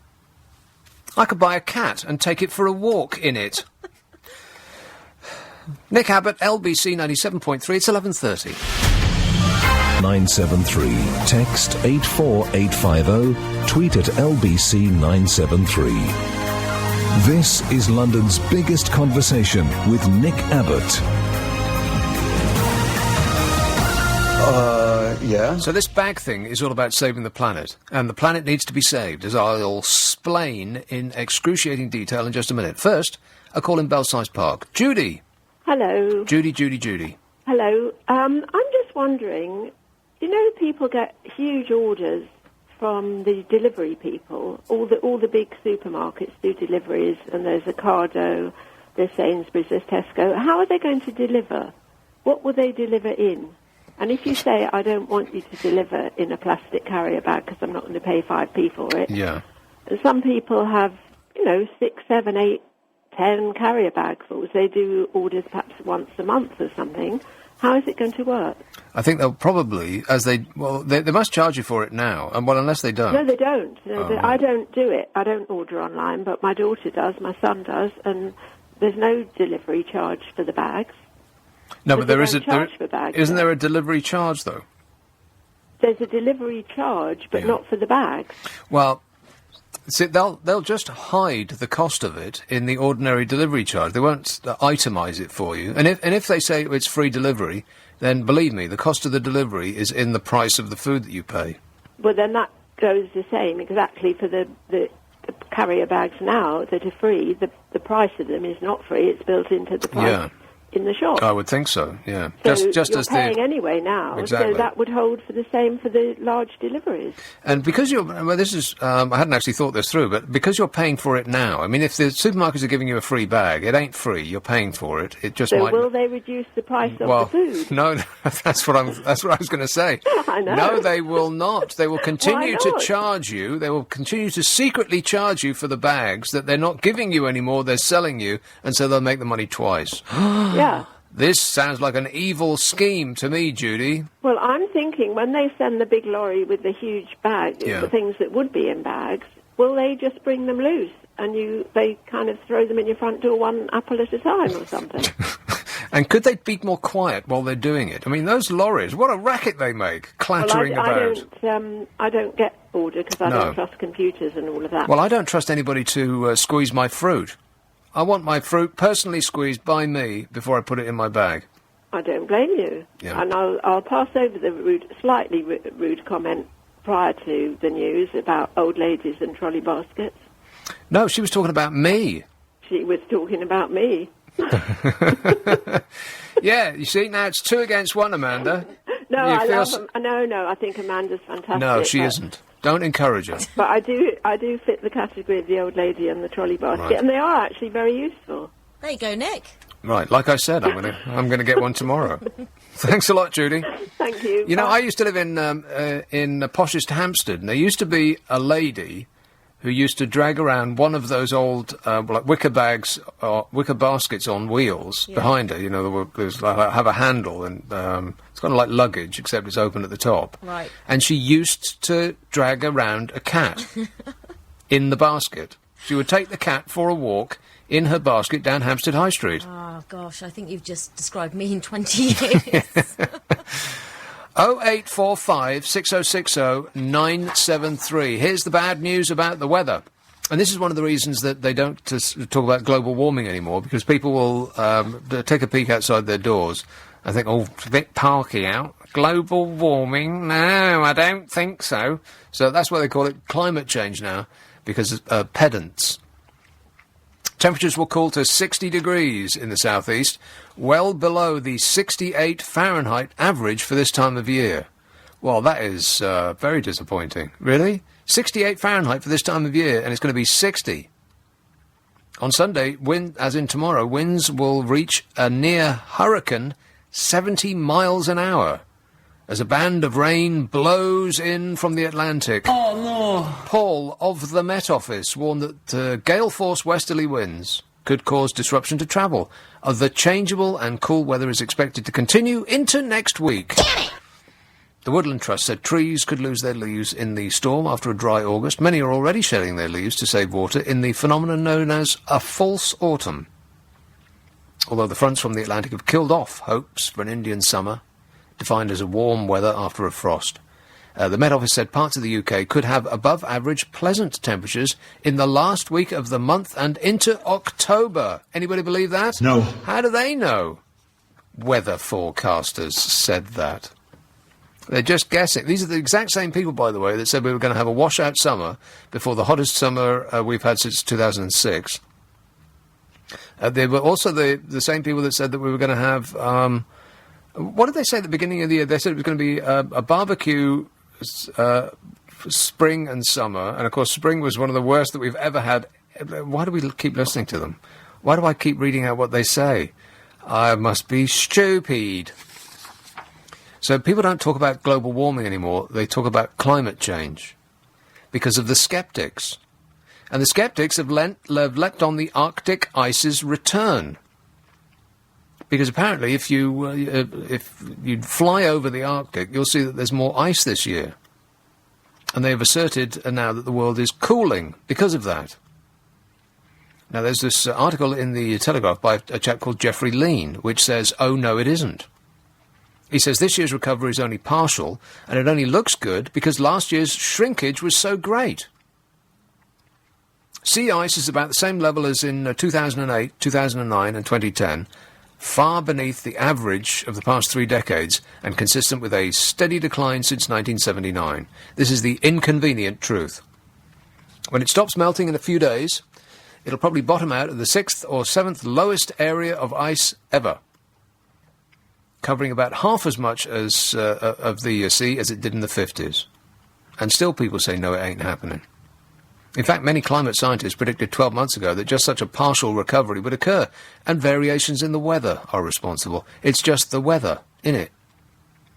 And besides looking at the extent of the sea ice, you should consider that that's only 2 of 3 dimensions. If you look from above and you see how far the ice has reached, you're only seeing 2 dimensions. What you should be looking at is 3, for the ice has also been rapidly getting thinner. Apparently it's little more than half as thick as it was in 1980. Now, 1980 to people of a certain age will seem like the present day. I mean, it looks like the present day to me, 1980. When you write down 2013, that seems like science fiction futureland to me. 1980, the ice in the Arctic was twice as thick as it is now. And still people are saying, no, it ain't so. When its shrinking, extent and thinning are both taken into account, it's lost about 3/4 of its total volume. Scientists have little doubt that human-induced global warming is overwhelmingly responsible. Studies suggest that only between 5 and 30% of the decline over the last 30 years could be due to natural weather cycles. And still people who, and I think partly it's vested interests, and partly it's people that they just don't like being told that things are going wrong because of what they're doing, that we need to change the way that we live our lives, and people will like to, even if they don't like their lives, even if they don't like their lifestyle at the moment, people will cling on to it because they don't like the idea of change. Skeptics report that there were similar melts in the 30s and early 40s before global warming took hold. But at its lowest level of ice in the Arctic in September 1940, it covered 3.8 million square miles, 3 times as much as last year, and still people are saying it ain't so. This time, almost all scientists believe that the far greater, more sustained decline will continue until the Arctic is ice-free in late summer, with most placing that event between 2030 and 2050. The Antarctic, on the other hand, is a different story. There, in the present southern winter, there's winter down there at the moment, sea ice is at record high levels. But at the same time, land-based Antarctic ice sheets are overall melting. See, in the south, it's part land, part sea. Have I got that right? Your school time geography is coming to the fore now, Amanda? Can you confirm that that is correct? Yeah. Yes. Yeah. Land-based Antarctic ice sheets are melting. And when the meltwater from the land goes into the sea, it creates, there's less mixing between warm and cold layers of the sea, and then ice forms. You see, so the ice is melting on the land, and then it's creating ice in the sea, so people are thinking that the ice is actually increasing, because from the air it looks like there's more of it, but in effect there isn't. All of this is going to be discussed in a week's time when scientists convene in Stockholm to put the finishing touches to the next big intergovernmental panel on climate change report. Skeptics this week presented this as a crisis meeting, forced to take place by recent articles questioning global warming in a British Sunday newspaper. I wonder which one that was. In fact, the meeting is a routine event that takes place before the launch of every major report and was fixed years ago. But the meeting must address a substantial issue, much raised by skeptics, the decreased rate of warming temperatures taken on the surface of the Earth over the past 15 years. This has not stopped. a summer test, but it has slowed substantially after increasing rapidly in the 90s. No one knows why, but increasing evidence suggests that the heat may instead be being transferred deep into the oceans by changing natural processes. And isn't that part of the way in which jellyfish are taking over the ocean? Pretty soon, we're going to have to be chowing down on jellyfish, because that's going to be the only thing that's in the ocean. So... I've no idea. Huh? Jelly-like, yeah. Ugh. Gelatinous is the right answer, yes. If that's so, if the heat is being transferred deep into the oceans, that means that the planet is still warming rapidly, but in a different way. And that, in turn, could be bad news for the remaining Arctic ice, and bad news for everybody that lives on planet Earth. And still people are saying, oh, no, it ain't. How much evidence do people need? Too much is not enough. 0845 6060 973. Nick Abbott. And by the way, and the government's response to all this? 5p for a plastic carrier bag. That'll save the planet.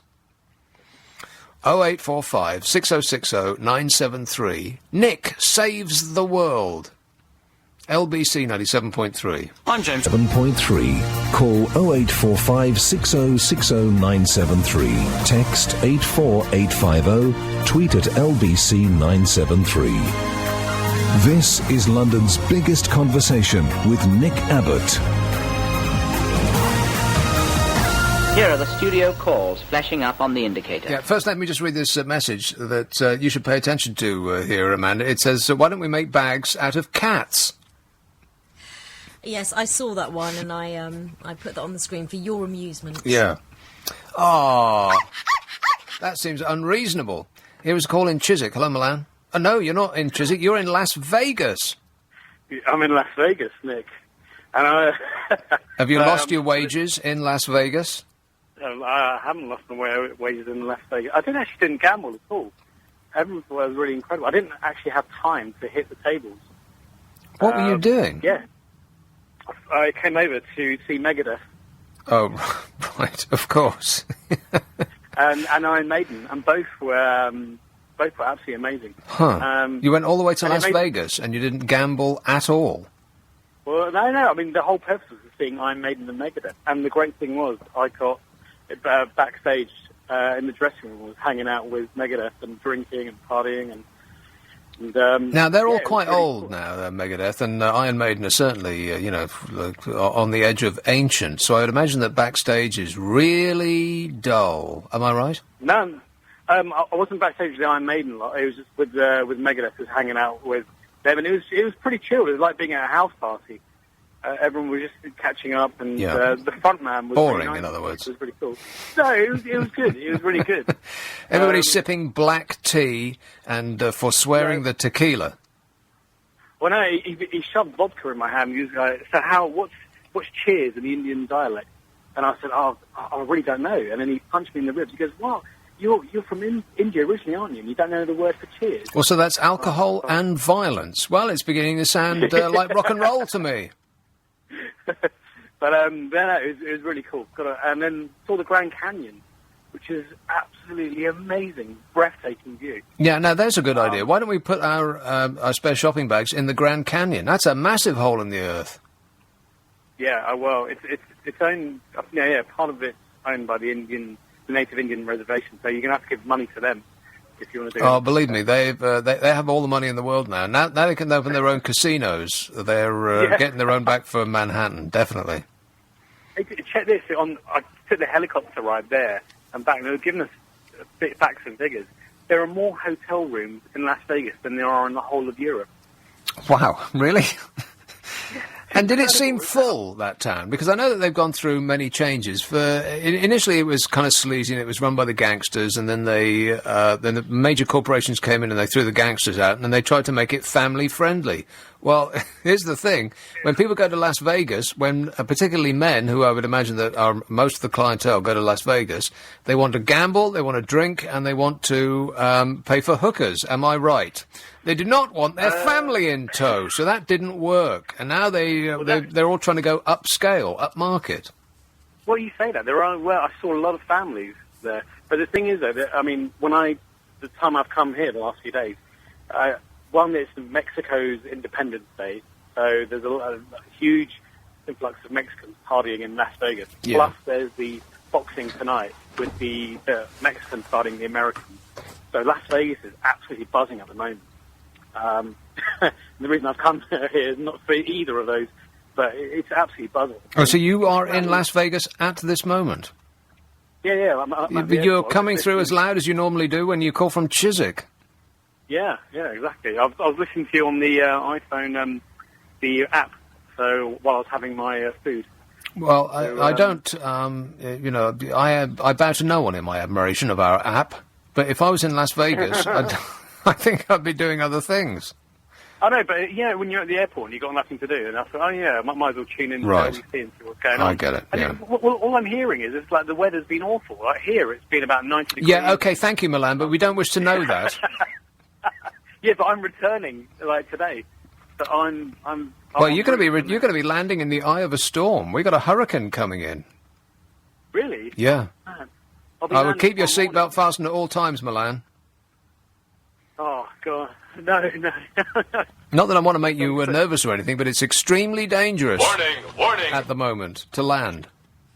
Really? Is Yeah. it? I don't know if you were teasing me because I never know if you're teasing me or not. Yeah, we got hurricane winds coming in. Hurricane wind. Hurricane winds So are what- coming in tomorrow. Yeah, I hate to break the news to you, but you're going to die. Pardon? What was that, Amanda? I said stop it. You Oh. can't say things like that because people will believe Are you a nervous flyer? No, but when I was in the helicopter, I was getting very nervous when he started pulling to the left and to the right, and I was like, oh my God. So The thing with being in a helicopter, I took a helicopter ride in Scotland around, I can't remember what the mountains are called, but just outside Glasgow. And I was extremely nervous because you get no concept of distance. And so you think that you're about to hit a mountain, and then the pilot says, look, there's somebody climbing up there, and you think you could reach out and shake hands with them that you're so near. Right.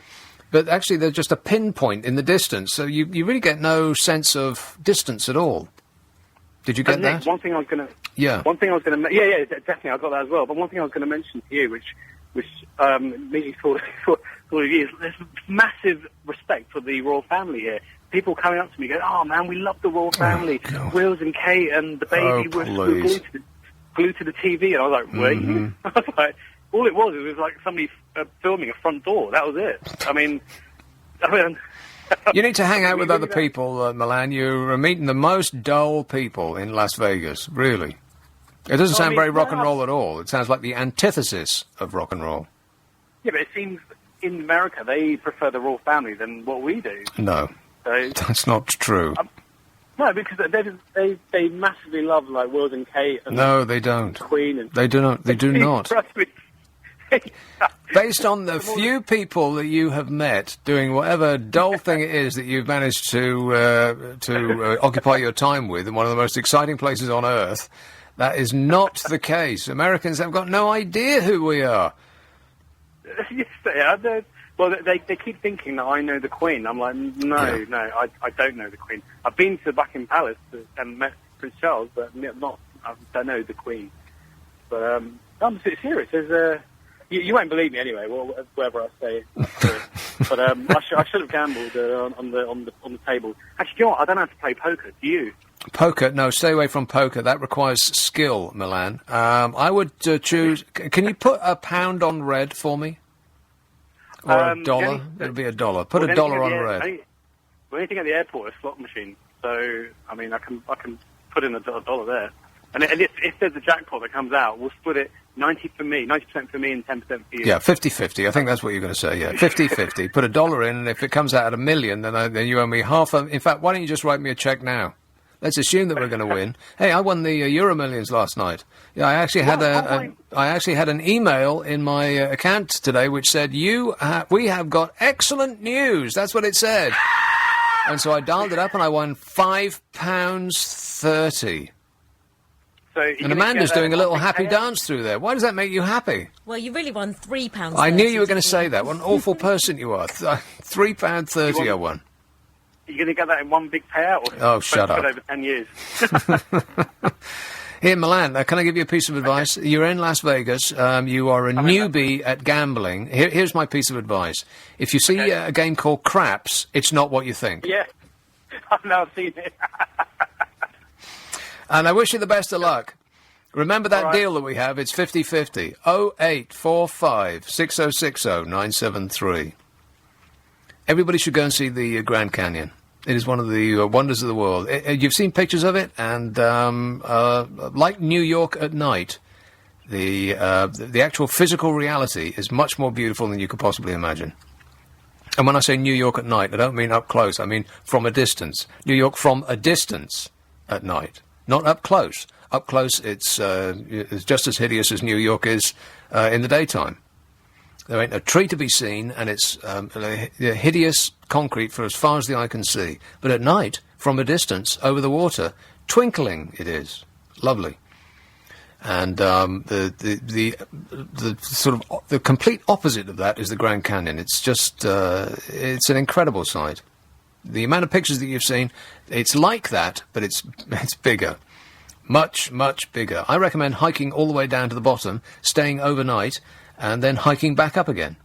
Or you could be a gigantic wuss and take a helicopter. You ever been to the Grand Canyon? No, I'd very much like to go there. Yeah. So if you win any money tonight on the lottery, just bear that one in mind. Yeah, I'll bear that in mind, yeah. I'll send you a postcard. Thank you. It'll almost be like being there. Some texts and emails. On the subject of bags. Really, are all these messages on the subject of bags? They are, aren't they? Pages and pages of them. Well, it's what people are interested in.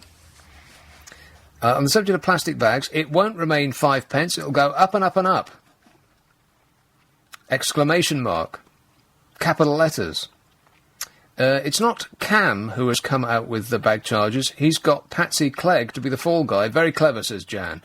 Well, I kind of get the feeling that the Liberal Democrats are hugging themselves over this one, that they think there's going to be a vote winner, that they're putting themselves forward as the party that is going to save the planet. It's just the party that's going to irritate us a bit for not much. Well, yeah, I could say not much. I could be a cynic about it. But if it leads to an 80% reduction in the use of plastic bags, that's got to be a good thing, right? I mean, it ain't going to save the world, but it's a start. It's us making an effort. Cases, it says, would be unhygienic. Imagine raw meat leaking all over them. Cases. Well, raw meat comes in packaging. 200 years ago, they used cows' stomachs for bags. No, they did not. Cows' stomach. 200 years ago? People went shopping 200 years ago. What are you talking about? Name the supermarket that used to be open 200 years ago. I bet it closed at 2 o'clock on a Sunday afternoon. This is before the relaxation in the Sunday trading laws. 200 years ago. This says, I won't be paying for a bag, so I'll use my mum's trolley thing. That is the technical name for the thing that your mum uses. The trolley thing. Yeah, that's what it's called. Yeah. Nick, if I have to buy a plastic supermarket bag, I'll turn it inside out, then they won't get free advertising, says Anne-Marie, who's been thinking about this just a little bit too long. 0845 6060 973. Nick Abbott, LBC 97.3. Biggest Conversation with Nick Abbott. I am not one of your fans! Talking about food, as we have been at length, people who use food banks would rather spend their money on iPhones than feeding their families, a former Liverpool Lord Mayor has said. He's called Eddie Klein. He's a Lib Demer. He accused people in Liverpool of always having money for the non-necessities of life, but then struggle to put meals on the table. And the comments sparked a fresh row about why poor families turn to food banks after Education Secretary Michael Gove suggested that they only have their own bad financial decisions to blame. Not courting the vote in Liverpool, then, eh? More than 500,000 people across the country have turned to food banks to stave off hunger, according to charities. Good grief, is that true? 500,000 people. Mr. Klein, Lib Dem Eddie Klein, a pharmacist and a former councillor for 4 decades, and the ex-Lord Mayor of Liverpool, said that those struggling financially still found the money for expensive gadgets. He said, I go to some of these homes, I do prescriptions for them, and what makes me feel uncomfortable is they're all standing there with their iPhones. He says, this is what Gove was talking about. They don't seem to have a shortage of money for the non-necessities of life, but when it comes to choosing whether to put food on the table or buy some stuff to make some meals, I don't know. That's what he said. He said, I don't know. When it comes to choosing whether to put food on the table or buy some stuff, they choose the stuff. He said, what I can't come to terms with is to see so many people who are claiming poverty and may well be using food banks who are standing there using an iPhone, even when you're talking to them. Well, that's just flat out rude. There was, Apple have announced they've got new phones. The new phones look pretty much exactly like the old phones to me. They just look the bloomin' same. I was expecting them to be bendy or invisible or, it's like some, wow, look at that moment. But it's just like, oh, well, it's just another phone. Just another phone with an Apple logo on it that costs way too much. And there are people queuing outside stores. 8 days ahead of the launch, people are queuing outside stores. I saw it on the paper. I am stunned. I mean, can you believe it? And they were, just so excited about the prospect of getting another phone that looks exactly like their previous phone, that they're queuing overnight for 8 days just to get their hands on one.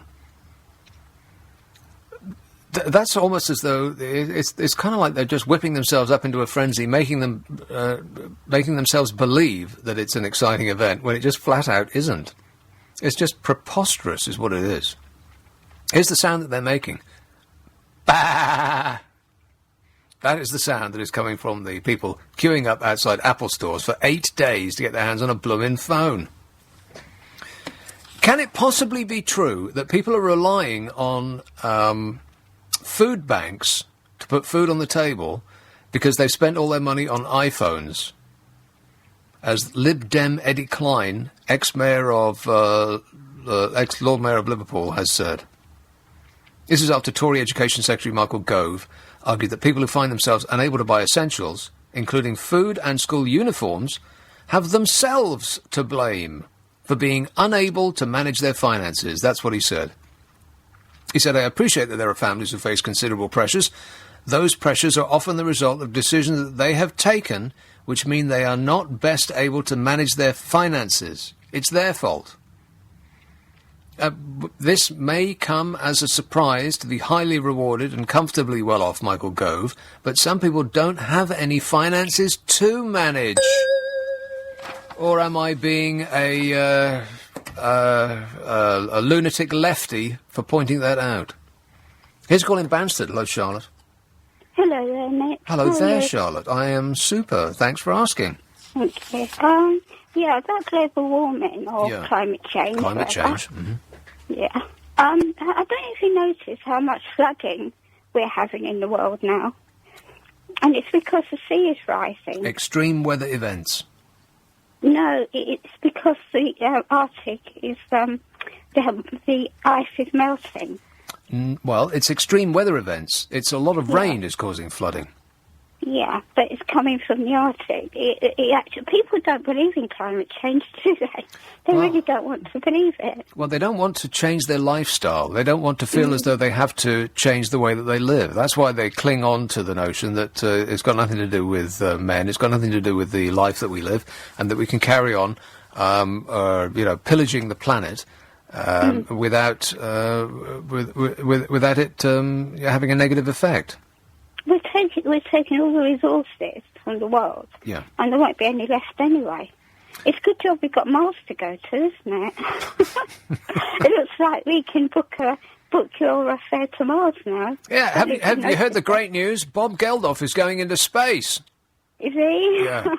And the obvious... You want to give the obvious joke, or shall I? Do you want to do it, Amanda, or shall I? Well, just let the audience make up the joke themselves. It's blindingly obvious. I won't. I can't even be bothered to say it. It's just too obvious. Bob Geldof has bought a ticket into space. That one. Okay, Charlotte, is anything else? No, well, when the world ends, you know, all my animals will go in 2 by 2, like in the fairy story, you know? 2 by 2. 2 by 2, right. my polar bears, 2 of them.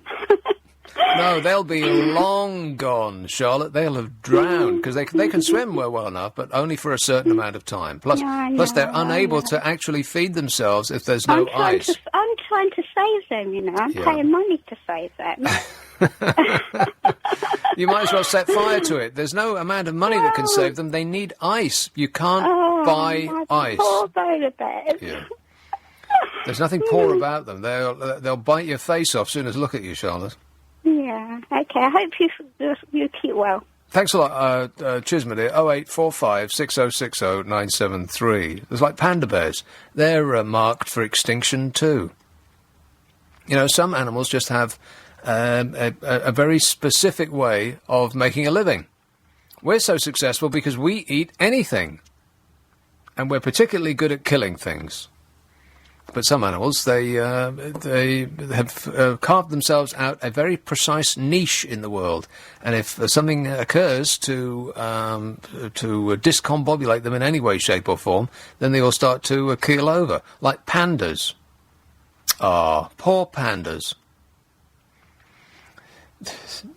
Wasn't it that hippie that does the science programs on the BBC, the guy who used to be in that dire pop band? Didn't he say that we should allow... no, it wasn't him, it was somebody else. Who was it? Peckham. Yeah, okay, well, whatever. He said that we should kill pandas. What do you mean, whatever? He said we should actually go out and kill pandas for sports. That's not what he said.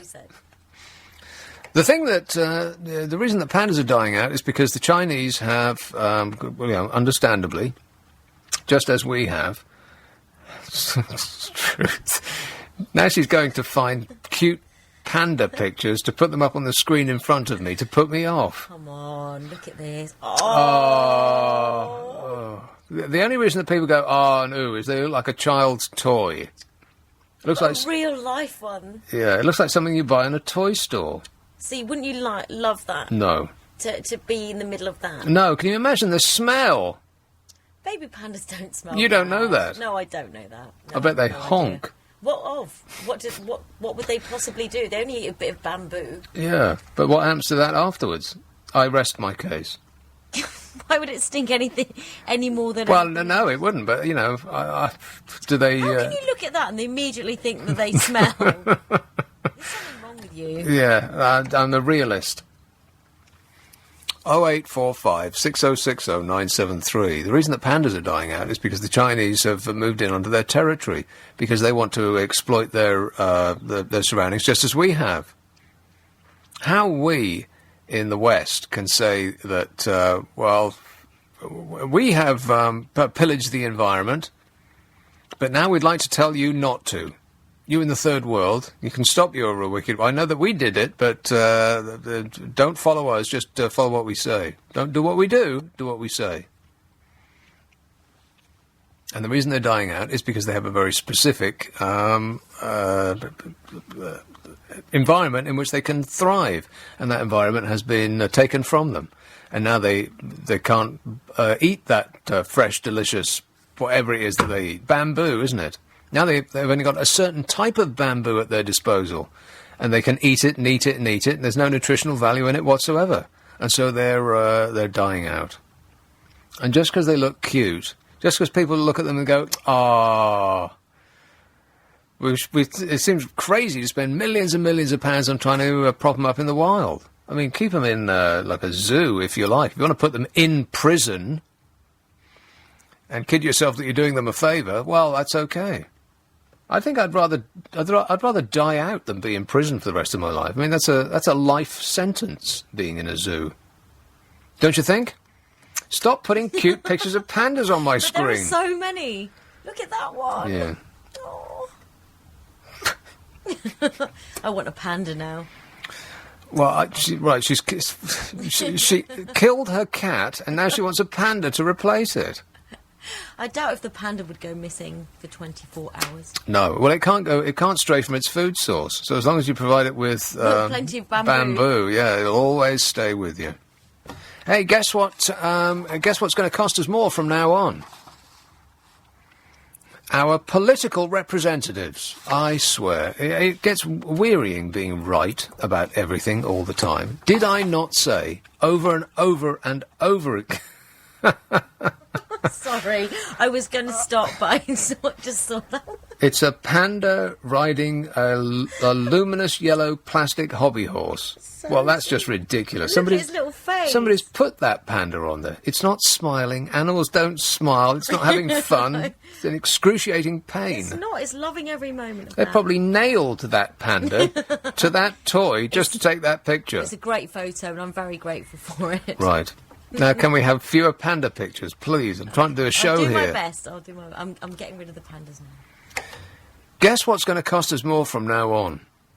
I have been saying this over and over and over again from the very moment that this scandal unfolded. From the first second that people realised what was going on, I said that it's going to end up costing us more, not less. And it comes to find out, I am disappointed to be right. It must be educational for you working with me, Amanda, somebody who is right about everything all the time. Something like that. MP's expenses claims have risen to more than was paid out before the expenses scandal broke. MP's expenses claims have risen to more than was paid out before the expenses scandal broke. And you know what? I don't like saying I told you so, but I told you so, I told you so, I told you so. More than 150 politicians paid members of their families. Nadine Dorries, the Conservative MP, employed both her daughters during the course of the last financial year, with the recent graduates each receiving salaries of between £30,000 and £45,000. After the 2009 scandal, the Committee on Standards in Public Life, which is a phrase I cannot read the name of that organisation without smiling. The Committee on Standards in Public Life. They called for employing relations in Parliament to be banned. But this was overruled after an outcry by MPs. Oh, fabulous. Which is like saying we should throw thieves in prison, and that notion being overturned because thieves objected. Earlier this year, Nadine Dorries repaid £3,000 in travel expenses after accepting that the claims were, quote, wrongfully made and should not have been allowed. No! Mrs. Dorries, 56, who was suspended from the party last year over her appearance on I'm a Celebrity, Get Me Out of Here, was among 155 MPs employing family members, including 5 ministers. The total bill for MPs' expenses, including staffing costs, was £95.4 million in 2009. That's when the expenses scandal was exposed by the Daily Telegraph. £95.4 million in 2009. Last year, £98.1 million. £98,100,000. It didn't go down, it went up. This year, MPs claimed a total of £23.8 million in expenses for travel, accommodation and office running costs. This is according to IPSA, the Independent Parliamentary Standards Authority. In addition to these expenses, London MPs could claim up to £144,000 a year for staffing costs. And it's decided that the best people to give it to was the people that they were married to and their children. 2 Conservative MPs, Christopher Chope and Peter Bone, paid their wives the highest amount, up to £50,000 a year. 8 MPs paid family members between 40 and 45,000. Stephen Hammond, the Transport Minister, paid his wife 45 grand. Chris Grayling, the Justice Secretary, and Patrick McLaughlin, the Transport Secretary, paid their wives up to 40 grand. Andrew Miller, Labour MP for Ellesmere, Port and Neston, employed both his wife and his cousin. Meg Munn, the Labour MP for Sheffield, employed her husband and her sister-in-law. Lawrence Robertson, Conservative MP for Tewkesbury, employed both his estranged wife and his current partner. And there's also been a sharp increase in the amount spent on special security for MPs, to protect them from us. 3 years ago, 36 grand was paid out. Last year, 80,000. 36 grand three years ago. This year, 80,000. No, that was last year was 80,000. This year's 129,000. Good grief, it's much worse than I could possibly imagine. 3 years ago, the bill for security, 36,000. Last year, 129,000. And that was 60% up on the previous year. For what? For security? Has the world become much more dangerous in the last 3 years? No, it's the same. What are they being protected from? Before 2009, MPs claimed for a range of items, including security lights, on their expenses.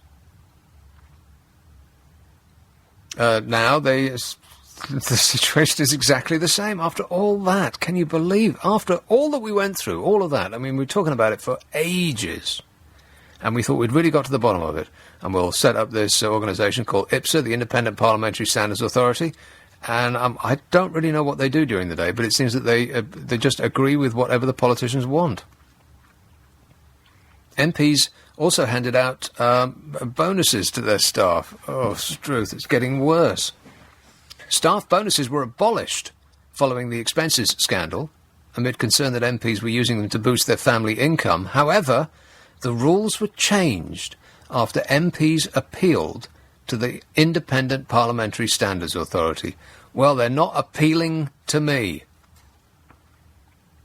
You can't complain about standards in Parliament because there aren't any. I am stunned. All the time that I said that it was going to end up costing us more, I sort of half didn't believe it. Maybe it was just a part of me was hoping that it wasn't going to be the case. I assumed that it would be because, plan for the worst. And it comes out to come to find that that's exactly what happened. The expenses scandal and all the furore and the publicity that was attendant to it has actually resulted in them costing us more, not less. And they haven't even had a pay rise yet. Well, that's coming too. Wind the tape back. For the longest time, I've been saying they're going to get 100 grand a year. You know they want it. As soon as the economy definitely and absolutely turns a corner, that's what they're going to be saying. You know that's true. 0845 6060 973. Some texts and emails. Tuition fees. I don't mind, but affecting our everyday lives with bag charges is the last straw, says Jan. How do you twin those two, Jan? And this says you pay a fortune for clothes and then you have to put them in a filthy Hessian bag. What? Can I just say that Jan twinned them because Nick Clegg apologised for tuition fees and now he's bringing... Oh, right. Well, we'll add that to the things that Nick Clegg can apologise for. I am very sorry that I screwed up. Totally I mean, I am so sorry. You just don't know how sorry I am. I'm sorry. Hello, Bridget. Hi, Nick. How are you? It's my first time phoning, and I'm going to be a little bit worried because, I don't know what I want to say. I just think you're so wonderful. I listen to you every Saturday and Friday night. You're wonderful. Well, that's true. You would agree with that, wouldn't you, Amanda? Oh, blimey. I just love how sarcastic you are. What? Sarcastic? Me? Oh, you are. Of course you are, darling. And you really take people down as good. They need to be taken down a peg or two. Not really. When I bang on about politicians, it's not even a mosquito bite on them. It's not even a mosquito bite on a rhinoceros hide. They don't notice. Well, I am as nothing. I had a few mosquito bites when I was teaching in Africa, but I live in London. I'm Irish, and I think you are absolutely so funny. Oh, boy. Well, I won't lie to you, Bridget. I am fantastic. I know. Woman, yeah, you are. Man, I mean, I live by myself now. My man died about 7 or 8 years ago, but that's life, isn't it? So, what brings you to these shores? Ireland too wet? Oh, I came to this country about in 1987, 86. I was a teacher, and it's a bit of a laugh, really. I mean, to be quite honest with you, the laugh and it's a laugh. They haven't a clue in this country about teaching. What did you used to teach? Mathematics and biology, but I was a solicitor as well. I used to be a lawyer, and I gave that up because I had a child, and then I went back to teaching. But, boy, oh boy, what a laugh. They haven't a clue.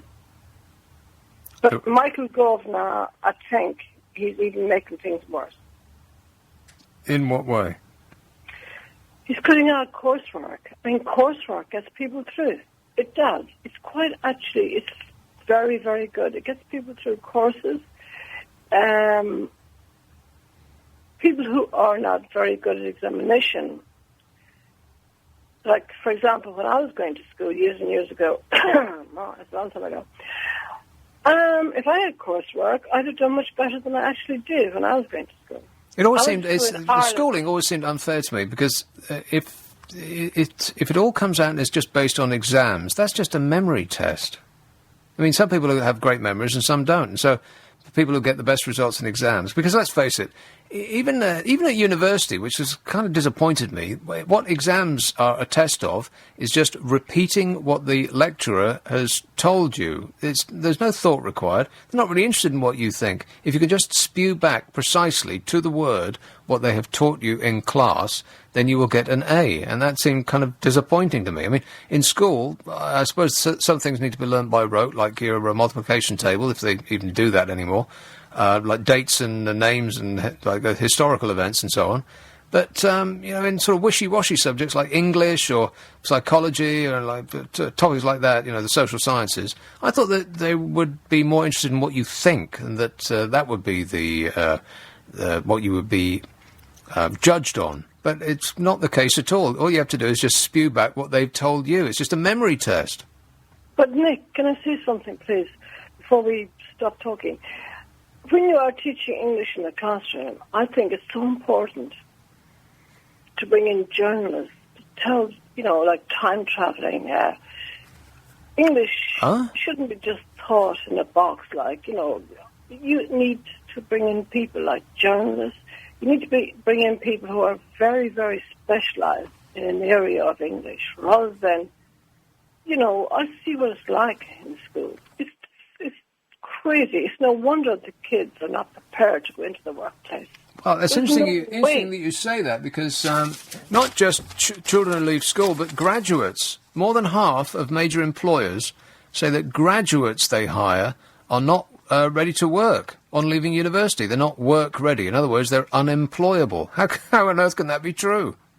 It can be, because they can't spell and they can't do mathematics, simple numeracy, simple English, and they think that they're so important. Oh, yeah, hi, I want a job. No, in my day, Nick, I graduated in 1980 in Ireland, and I knew in those days it was very difficult to get a job. But I got one in Ireland, and later I came to London, and then I did a law degree in London. But I was very lucky. I did get jobs in law.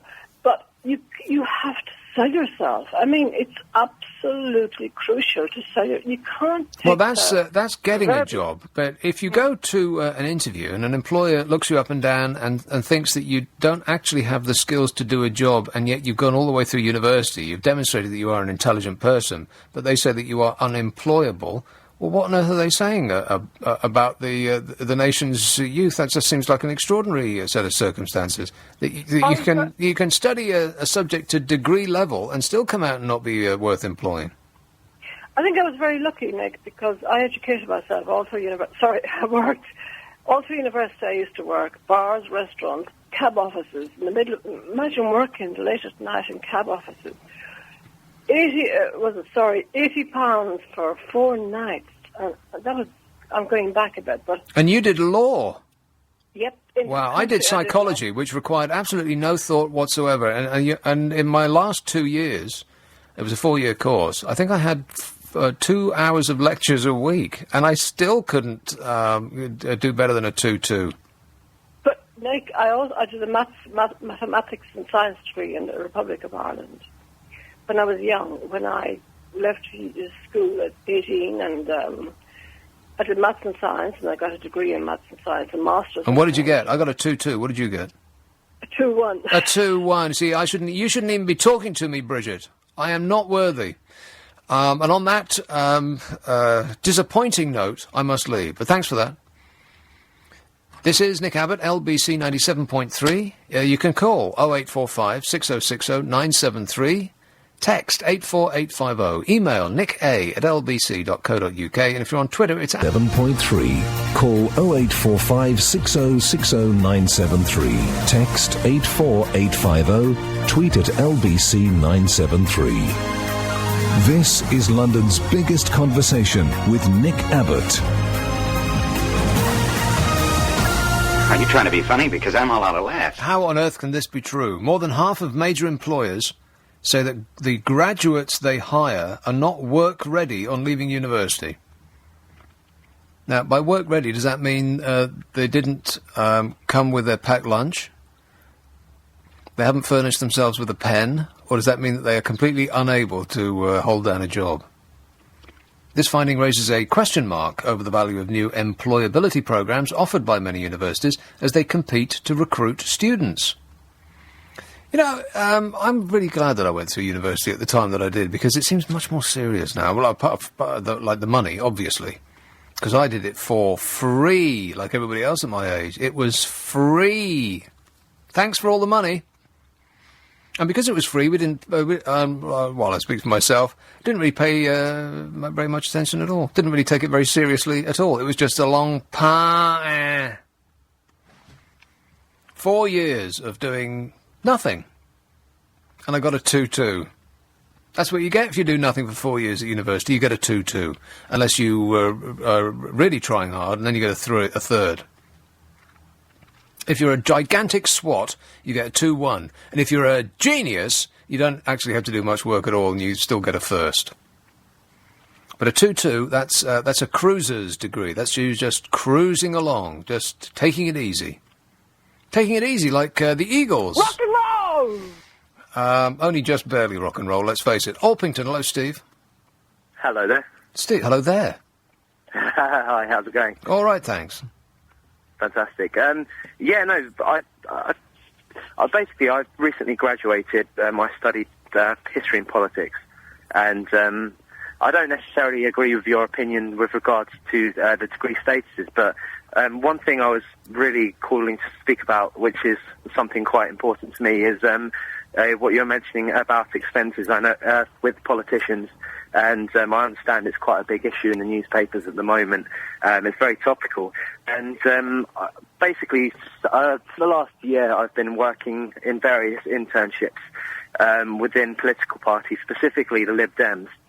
And for a good 6 months, I was working within the accounts department for the local borough for the Lib Dems. And some expenses I noticed going out were pretty significant, and they were on very, frivolous expenses. For that things wouldn't surprise anybody at all. The entire government is at it. If it's not their personal money, then it has no value. Yeah, exactly. Yeah, and it was through really, really silly things like it wasn't necessarily immediately obvious, but when I looked into it a bit more. So, for example, once wait a minute. How did you, as an intern, have access to their accounts? Basically, I'm interested in getting into accounting, and I was with them for quite a long time, and they asked if there was any specific area that I'd like to specialise in.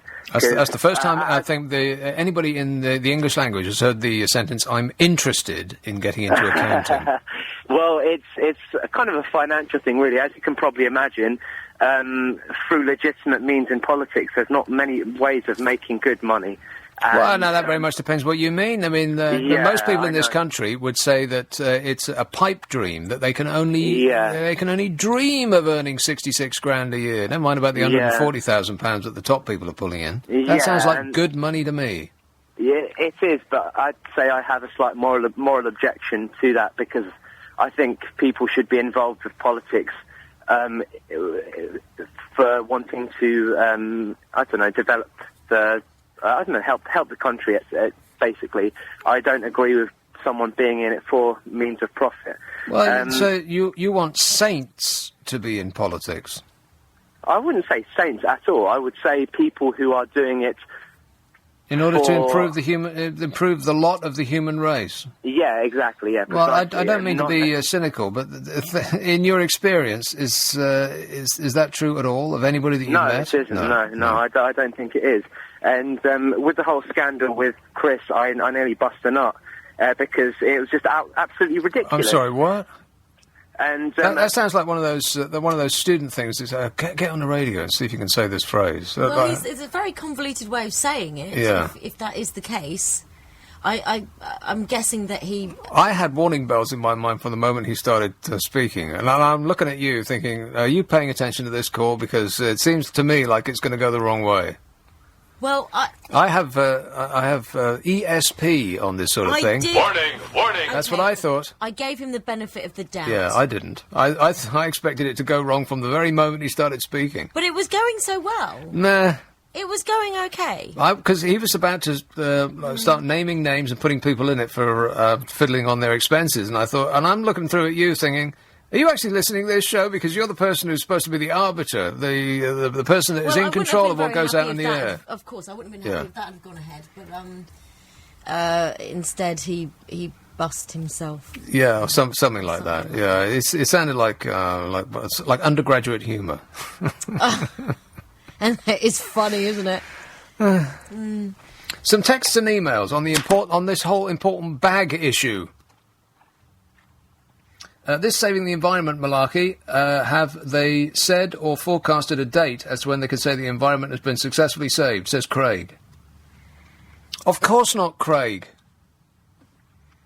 This says, we started charging for bags here in South Africa a few years ago, and there is far less pollution. It's a good thing.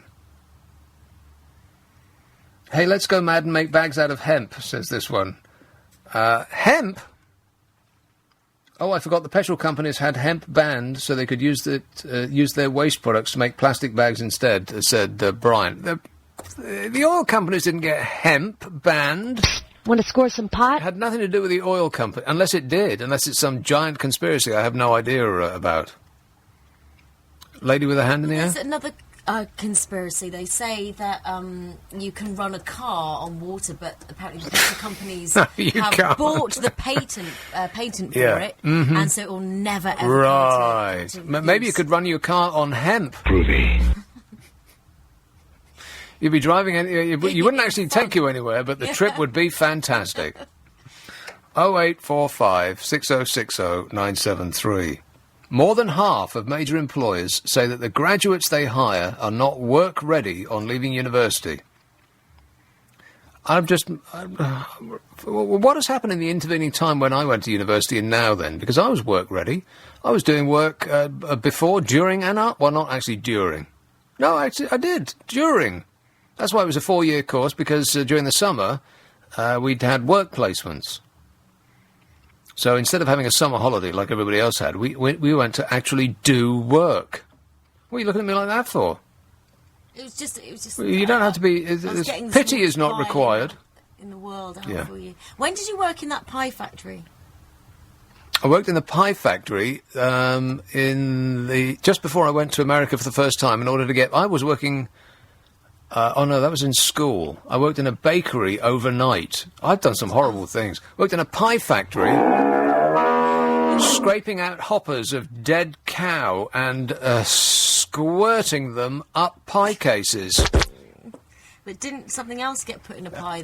Yeah, a finger. And that put me off meat for 20-odd years. I have that factory to blame for me not eating meat. Fresh, delicious meat. So yummy. For 20 years. Which is why, to this day, I look pale and Wayne. Not Rooney, but Wayne. And Amanda is objecting to that description of me. You think that it's more muscular and masculine. That's more what you were going to say, isn't that right? Here's calling Croydon. Hello, Maxine. Hello, darling. Oh, cool. Right, now, it starts off the shopping bags. That's what I'm talking about. Yeah, the carrier bags. Yeah. Right, now, it starts off with me and my partner. Whose car are we going in? You're a two-car family. Hang on. Yes. All right, don't tell everyone. Damn, I'm going to get in trouble now at work. Now, it starts off like that. Now, if the sun's out, we go in my car, because I've got a little convertible car, because I'm only a little lady. Now, if it's raining, we go in my partner's car. Now, we went to our supermarket. We go to all the supermarkets, because we go not where the bargains are, but, you know, you shop where you have to shop. Where the offers are, yeah. Yeah, of course you do. Right, so, last Sunday, we went out in my car, put the roof down, absolutely lovely. Went to our local supermarket. We've got halfway down the road. It goes, have you packed the bags? I goes, no, I thought you did. He goes, no. So we've gone round the shop. I'm in the middle of a domestic now, Amanda. No, you're not. No, you're not. No, you're not. No. So we've gone round the shop. We've got no carrier bags, and my boyfriend is quite tight. He won't buy none of them flimsy bags, because you lose half your shopping as you go out the door. Because they are quite thin. You've got to admit that. Yes? Yeah, I'm with you so far, yes. Okay, right, so, you know what I know? You can tell class in any supermarket, because me and my boyfriend, he goes to me, we ain't paying for a carrier bag because you forgot to bring them. So I goes, okay, no problem. We won't pay 3p for a carrier bag, one of them flimsy ones. So I goes, that's okay. So we're looking around the shop for a box, okay, empty box to put our shopping in. Yes, and was one to be found? No, I'm guessing. No, we found one. Like I said, fortunately. Yeah, we found them. But you can tell class, because behind you is someone with an extra strong bag, paid 6p for it. Absolutely brilliant. And that's a denoter of class, is it? Yes, and then you've got the ones that go to the supermarkets with other supermarkets written on their carrier bags. And that's not classy. Which it is classy if they've got a stronger bag. Right. Yes. So you in this scenario, 75p. You and your boyfriend are the people without class. Is that what you're saying? No, what I'm saying is, what happened was, well, we got our box and we filled all our shopping up. We got this box. He's having a go at me, and I'm driving my little convertible round with the roof down. And he always says to me when we go round, why are you buying this? Why are you buying that? And I buy these little, you know, you get them herb plants, like parsley and stuff like that. No, I've got to tell you this. I have to, because it'll end up killing me later on. If you don't hear from me again, you know why. Yeah. Right, you know, you get them little herb If he doesn't, plants. I might. Huh? Oh, lovely. Right, you get them little herb plants. You get chives, you get parsley, whatever. Well, I bought a couple, and that I put them in my car, a convertible, and we was driving down the road. Well, one flew out, but I didn't know, but he spotted it. He goes, that just cost us 25p. Now, it was 6p for a carrier bag, or 3p for a carrier bag that he wouldn't pay for, and I lost a 25p herb plant along the road. Right, well, that sounds like littering to me, Maxine. You should present yourself to the nearest police station for that and, no doubt, numerous other convictable offences. Well, no, we didn't do anything else. But you can see class in a supermarket, because you do see people behind you in the queue. They've got all these... Yeah, you're not referring to yourself. It's other people in the supermarket. No, but I do take mine when I remember to take them.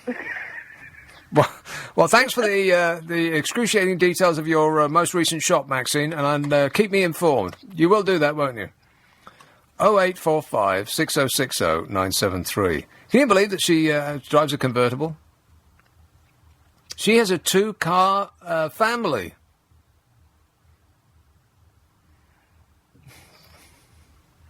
Sorry, what did you say? I'm saying, like, of all the cars in the world, what would you have placed her in? I've got no idea what she's actually like. Yeah, she's in a convertible. But that would not have been among my like, I would have thought the bus, or... But a convertible... I can't afford a convertible. Where's my convertible? Well, you don't know what it's a convertible of. I've got class. Stop looking at me like that. Face what I think about that statement. So, some texts and emails. I'm going to take just a moment to get over that last call. Just give me a moment. Whew. Okay. This message says, we started charging for bags here. I've read that one. Hey, let's go mad and make bags out of hemp. I've read that one. The petrol companies did not get hemp banned so they could use the petrol companies' waste products to make plastic bags instead. That did not happen. Did it? This says I bought a magazine from a self-service store at Manchester Piccadilly, and I should have paid 2p when no one's looking. I took one. Took one what? Oh, a bag. I am, like, if I had predicted the one topic that would have got more response than anything else, probably than anything else I've ever done on this show, plastic bags would not have been it. There's so many messages, I can't get through them all. Plastic bags. This is what is occupying the minds of the listeners to this show.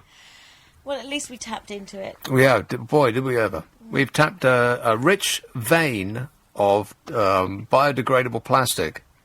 Well, as I said, it's something that affects people on a day-to-day basis. Yeah, not and really. It's blamed a lot for not the really. planet's ills. Yes. I mean, it takes a lot to make a plastic bag as well. It takes a lot of resources. You don't know that. Yeah, of course I know that. Everybody knows that. Google it. You Google it. I have. All right. Well, you can't do that while I read this because we've only got the one screen. But, OK, I'll continue. Nick, if they gave the money to charity, charities will be able to afford to put more plastic collection bags through my door each week. Ah, now we're getting somewhere. How on earth is it possible, by the way, to talk about something that's actually more important than that more than half of major employers say that the graduates they hire are not work ready? How is that possible? And what does that even mean? Growing numbers of universities are adding employment-linked elements to degree courses, internships, or other opportunities to improve the chances of their students in finding good jobs. Well, maybe that's one of the reasons why the uni that I went to did work placement schemes. It didn't actually make me more employable. In fact, the reverse may have been true, because the work placements that they put you on are usually pointless. I mean, they don't actually amount to anything at all. You're just stuck I was stuck with BT for a while. I was stuck with the RAF one summer. God, that was so exciting. Being on an abandoned RAF base in the middle of Cambridgeshire. Boring! Worst summer ever.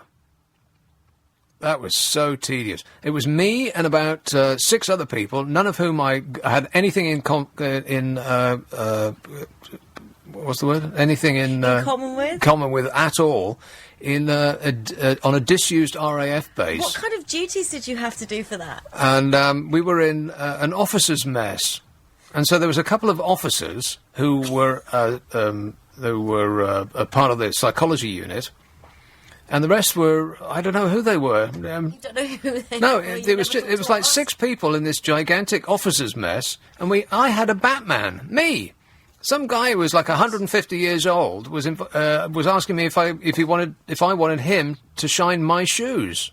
He was calling me sir. I was like 19 at the time. I bet you loved that. It was so embarrassing. I just couldn't. I didn't want him to do anything for me. He was offering to put a crease in my trousers. But this is not work experience. That's not what it's like in out there in the workplace. Well, no, but there was an office job that was appended to it, in which I was doing something that was absolutely, completely useless. And which was what? It was. I can't tell you because I've signed the Official Secrets Act. On. I was trying to determine whether it's possible to get a personality profile of somebody who wants to be a fast jet fighter pilot, to determine whether, by some personality trait, you could decide whether they would fail or not, because the training for a fast jet fighter pilot costs millions and millions of pounds, and the failure rate's huge. That sounds quite interesting, actually. Well, if anything came of it, or if they expected me, a 19-year-old who knew nothing about anything, to actually figure that out, then yes, it would have been worthwhile. So it seems they actually were pinning quite a lot on you, didn't it? Because if they were so impressed by you, they really wanted to shine your shoes and iron your trousers. No, that just came with being in the officers' mess. I mean, there was a man who did in the officers. You put your shoes outside the door, and they would be cleaned for you the next day. Did you do that? No, I never did anything like that. It was just too embarrassing for me. Somebody was calling, like an older person was calling me sir. I couldn't get past that for a start. That's not right. And he would burst into my room at like 7 in the morning with a cup of tea. I put a stop to that straight away. What, did you just throw it in his face? Well, no, I just said, please, like, I just can't accept this kind of, I can't have you, an older person, being servile to me. It just felt completely wrong, so I just couldn't have it. Well, that's quite an interesting work experience. I don't think it's an experience that many people No, it wasn't have. interesting. It was the antithesis of interesting. Well, you're not making it sound boring. You're making it sound quite... It was dull. I was on my own on a disused 6 weeks. RAF base for months. No, it was it was months. It was like 3 months, something like that. The entire time that universities have a summer holiday, that was our work experience. And then I did a similar, completely pointless job for a BT. And the only good thing about it was at the top of the Euston Tower, which is above where Capital Radio used to be. Yes.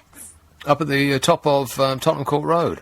And the only thing I learnt there, working in the psychology unit of BT, was that... Psychology unit of BT? Yeah.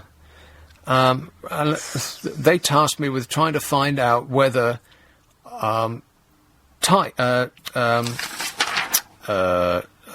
words on a piece of paper. What's that called? You actually had to look at a piece of paper and There's find out what words are called.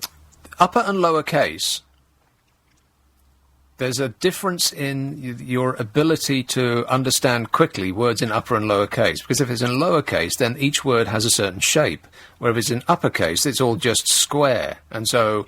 that's the reason that, like, warning signs and so on are written in lowercase, is because it's more easy to understand, because each word has a shape, and you recognise the shape more quickly than you do the actual word itself. Okay. And they just wanted to actually, it was a complete waste of time. They just wanted me to see whether, on screen, if the same rules apply. And of course they blooming well do, but I couldn't tell them that. I had to work at it for 3 months. You had to pretend to sit there and do something for 3 months. And the thing that I learnt in working there was it's much harder pretending to work than it is actually working. Like staring out the window while kidding on that you're actually doing something is very hard. And the clock seems to slow down while you're doing it. And that was 3 months. At the top of the Euston Tower. The only other thing I learned is that the air in London is so bad that on most days you can't see to the end of Tottenham Court Road from that high. Even way back then? Yeah. Was it smog? It was terrible. Supers and stuff. There was definitely something in the air. I recommend that you don't breathe it. Do you think these experiences have shaped the person you are today? Because yes, there's things that are making sense to me now. Shut up. I've struggled with in the past. Yeah, well, struggle with this. And I really mean that. I know you do. But maybe that's made me more... See, I'm not employable. I am not employable. Personal skills, 0. I can never remember anybody's name. Ever. I don't even know what LinkedIn is. I keep getting these invitations from LinkedIn. And mostly they came from people I'd never heard of. Such and such wants you to join them on LinkedIn. And I thought, what's LinkedIn? And then I got an invitation from somebody that I had met many years ago. And I thought, well, maybe I should actually investigate this thing that I'm apparently a part of. And people are so excited that I'm a member of LinkedIn that they want to poke me and be my chum. And so I looked it up on the World Wide Web, and I thought, maybe it's one of these things that I signed up for by accident, and I didn't realise that I'd done it. Because, there's just loads of things on the internet, and if you don't untick a box, then suddenly you're signed up for the rest of your life for something that you never wanted in the first place, right? So I thought maybe it's one of those. And so I looked up myself on the World Wide Web, and I found that on LinkedIn, I don't exist. Nobody with my name is a member of LinkedIn. There's no Nick Abbott, there's no N Abbott, there's no Nicholas Abbott, there's no Abbott of any kind. And so I'm not a member of LinkedIn. So how come people are using LinkedIn to ask me to be a member of, to message me directly to my work email to ask me if I want to be their chum? Or whatever it is that LinkedIn is about. I don't know what LinkedIn... I mean, I'm on LinkedIn, but I don't... Oh, well, can you poke me? I'd rather not. I don't really understand what it's about. It's I accept people's offer of whatever it money, is. It's not lifts, friendship. sweets, that sort of thing. Yeah, always. Always. Lifts, sweets and puppies. Don't ever accept a lift from anybody. No. That has sweets and puppies. Yeah, I will never accept a lift officially- from you. If you ever offer me a lift, I will start shouting stranger danger. I'd only give you a lift on the bus. That's all I could do. Well, I'll wait till that happens and then refuse it. I'll throw it back in your face. I look forward to that. Yes, me too. Well, now, it's been an educational and informative show, eh? The number to speak to Christo is 0845 6060 973, and his is the voice you will hear next on LBC 97.3. Good morning. Hey, Hup. Do you know there are some scurrilous rumours online that you and I don't love each other? I've told you, stop reading those sites. Honestly, stop reading that stuff. You'll feel better about yourself. I think you can set the record straight now and tell everyone how much you love me. Yeah, this you much. Could. Yeah, this much. Is that it then? Yeah, that is That's it. all. Yeah, that is the extent of it. Yeah. Oh, it's not very nice. It's all you get. It's all I've got. You should see what Amanda's doing now. Honestly, that's not very nice either. Coming up from 1 o'clock, thank you, Nick. We're going to be talking about how we can help young people find some work, and we'll be talking about your superstitions and germs. On FM, online and digital radio, this is the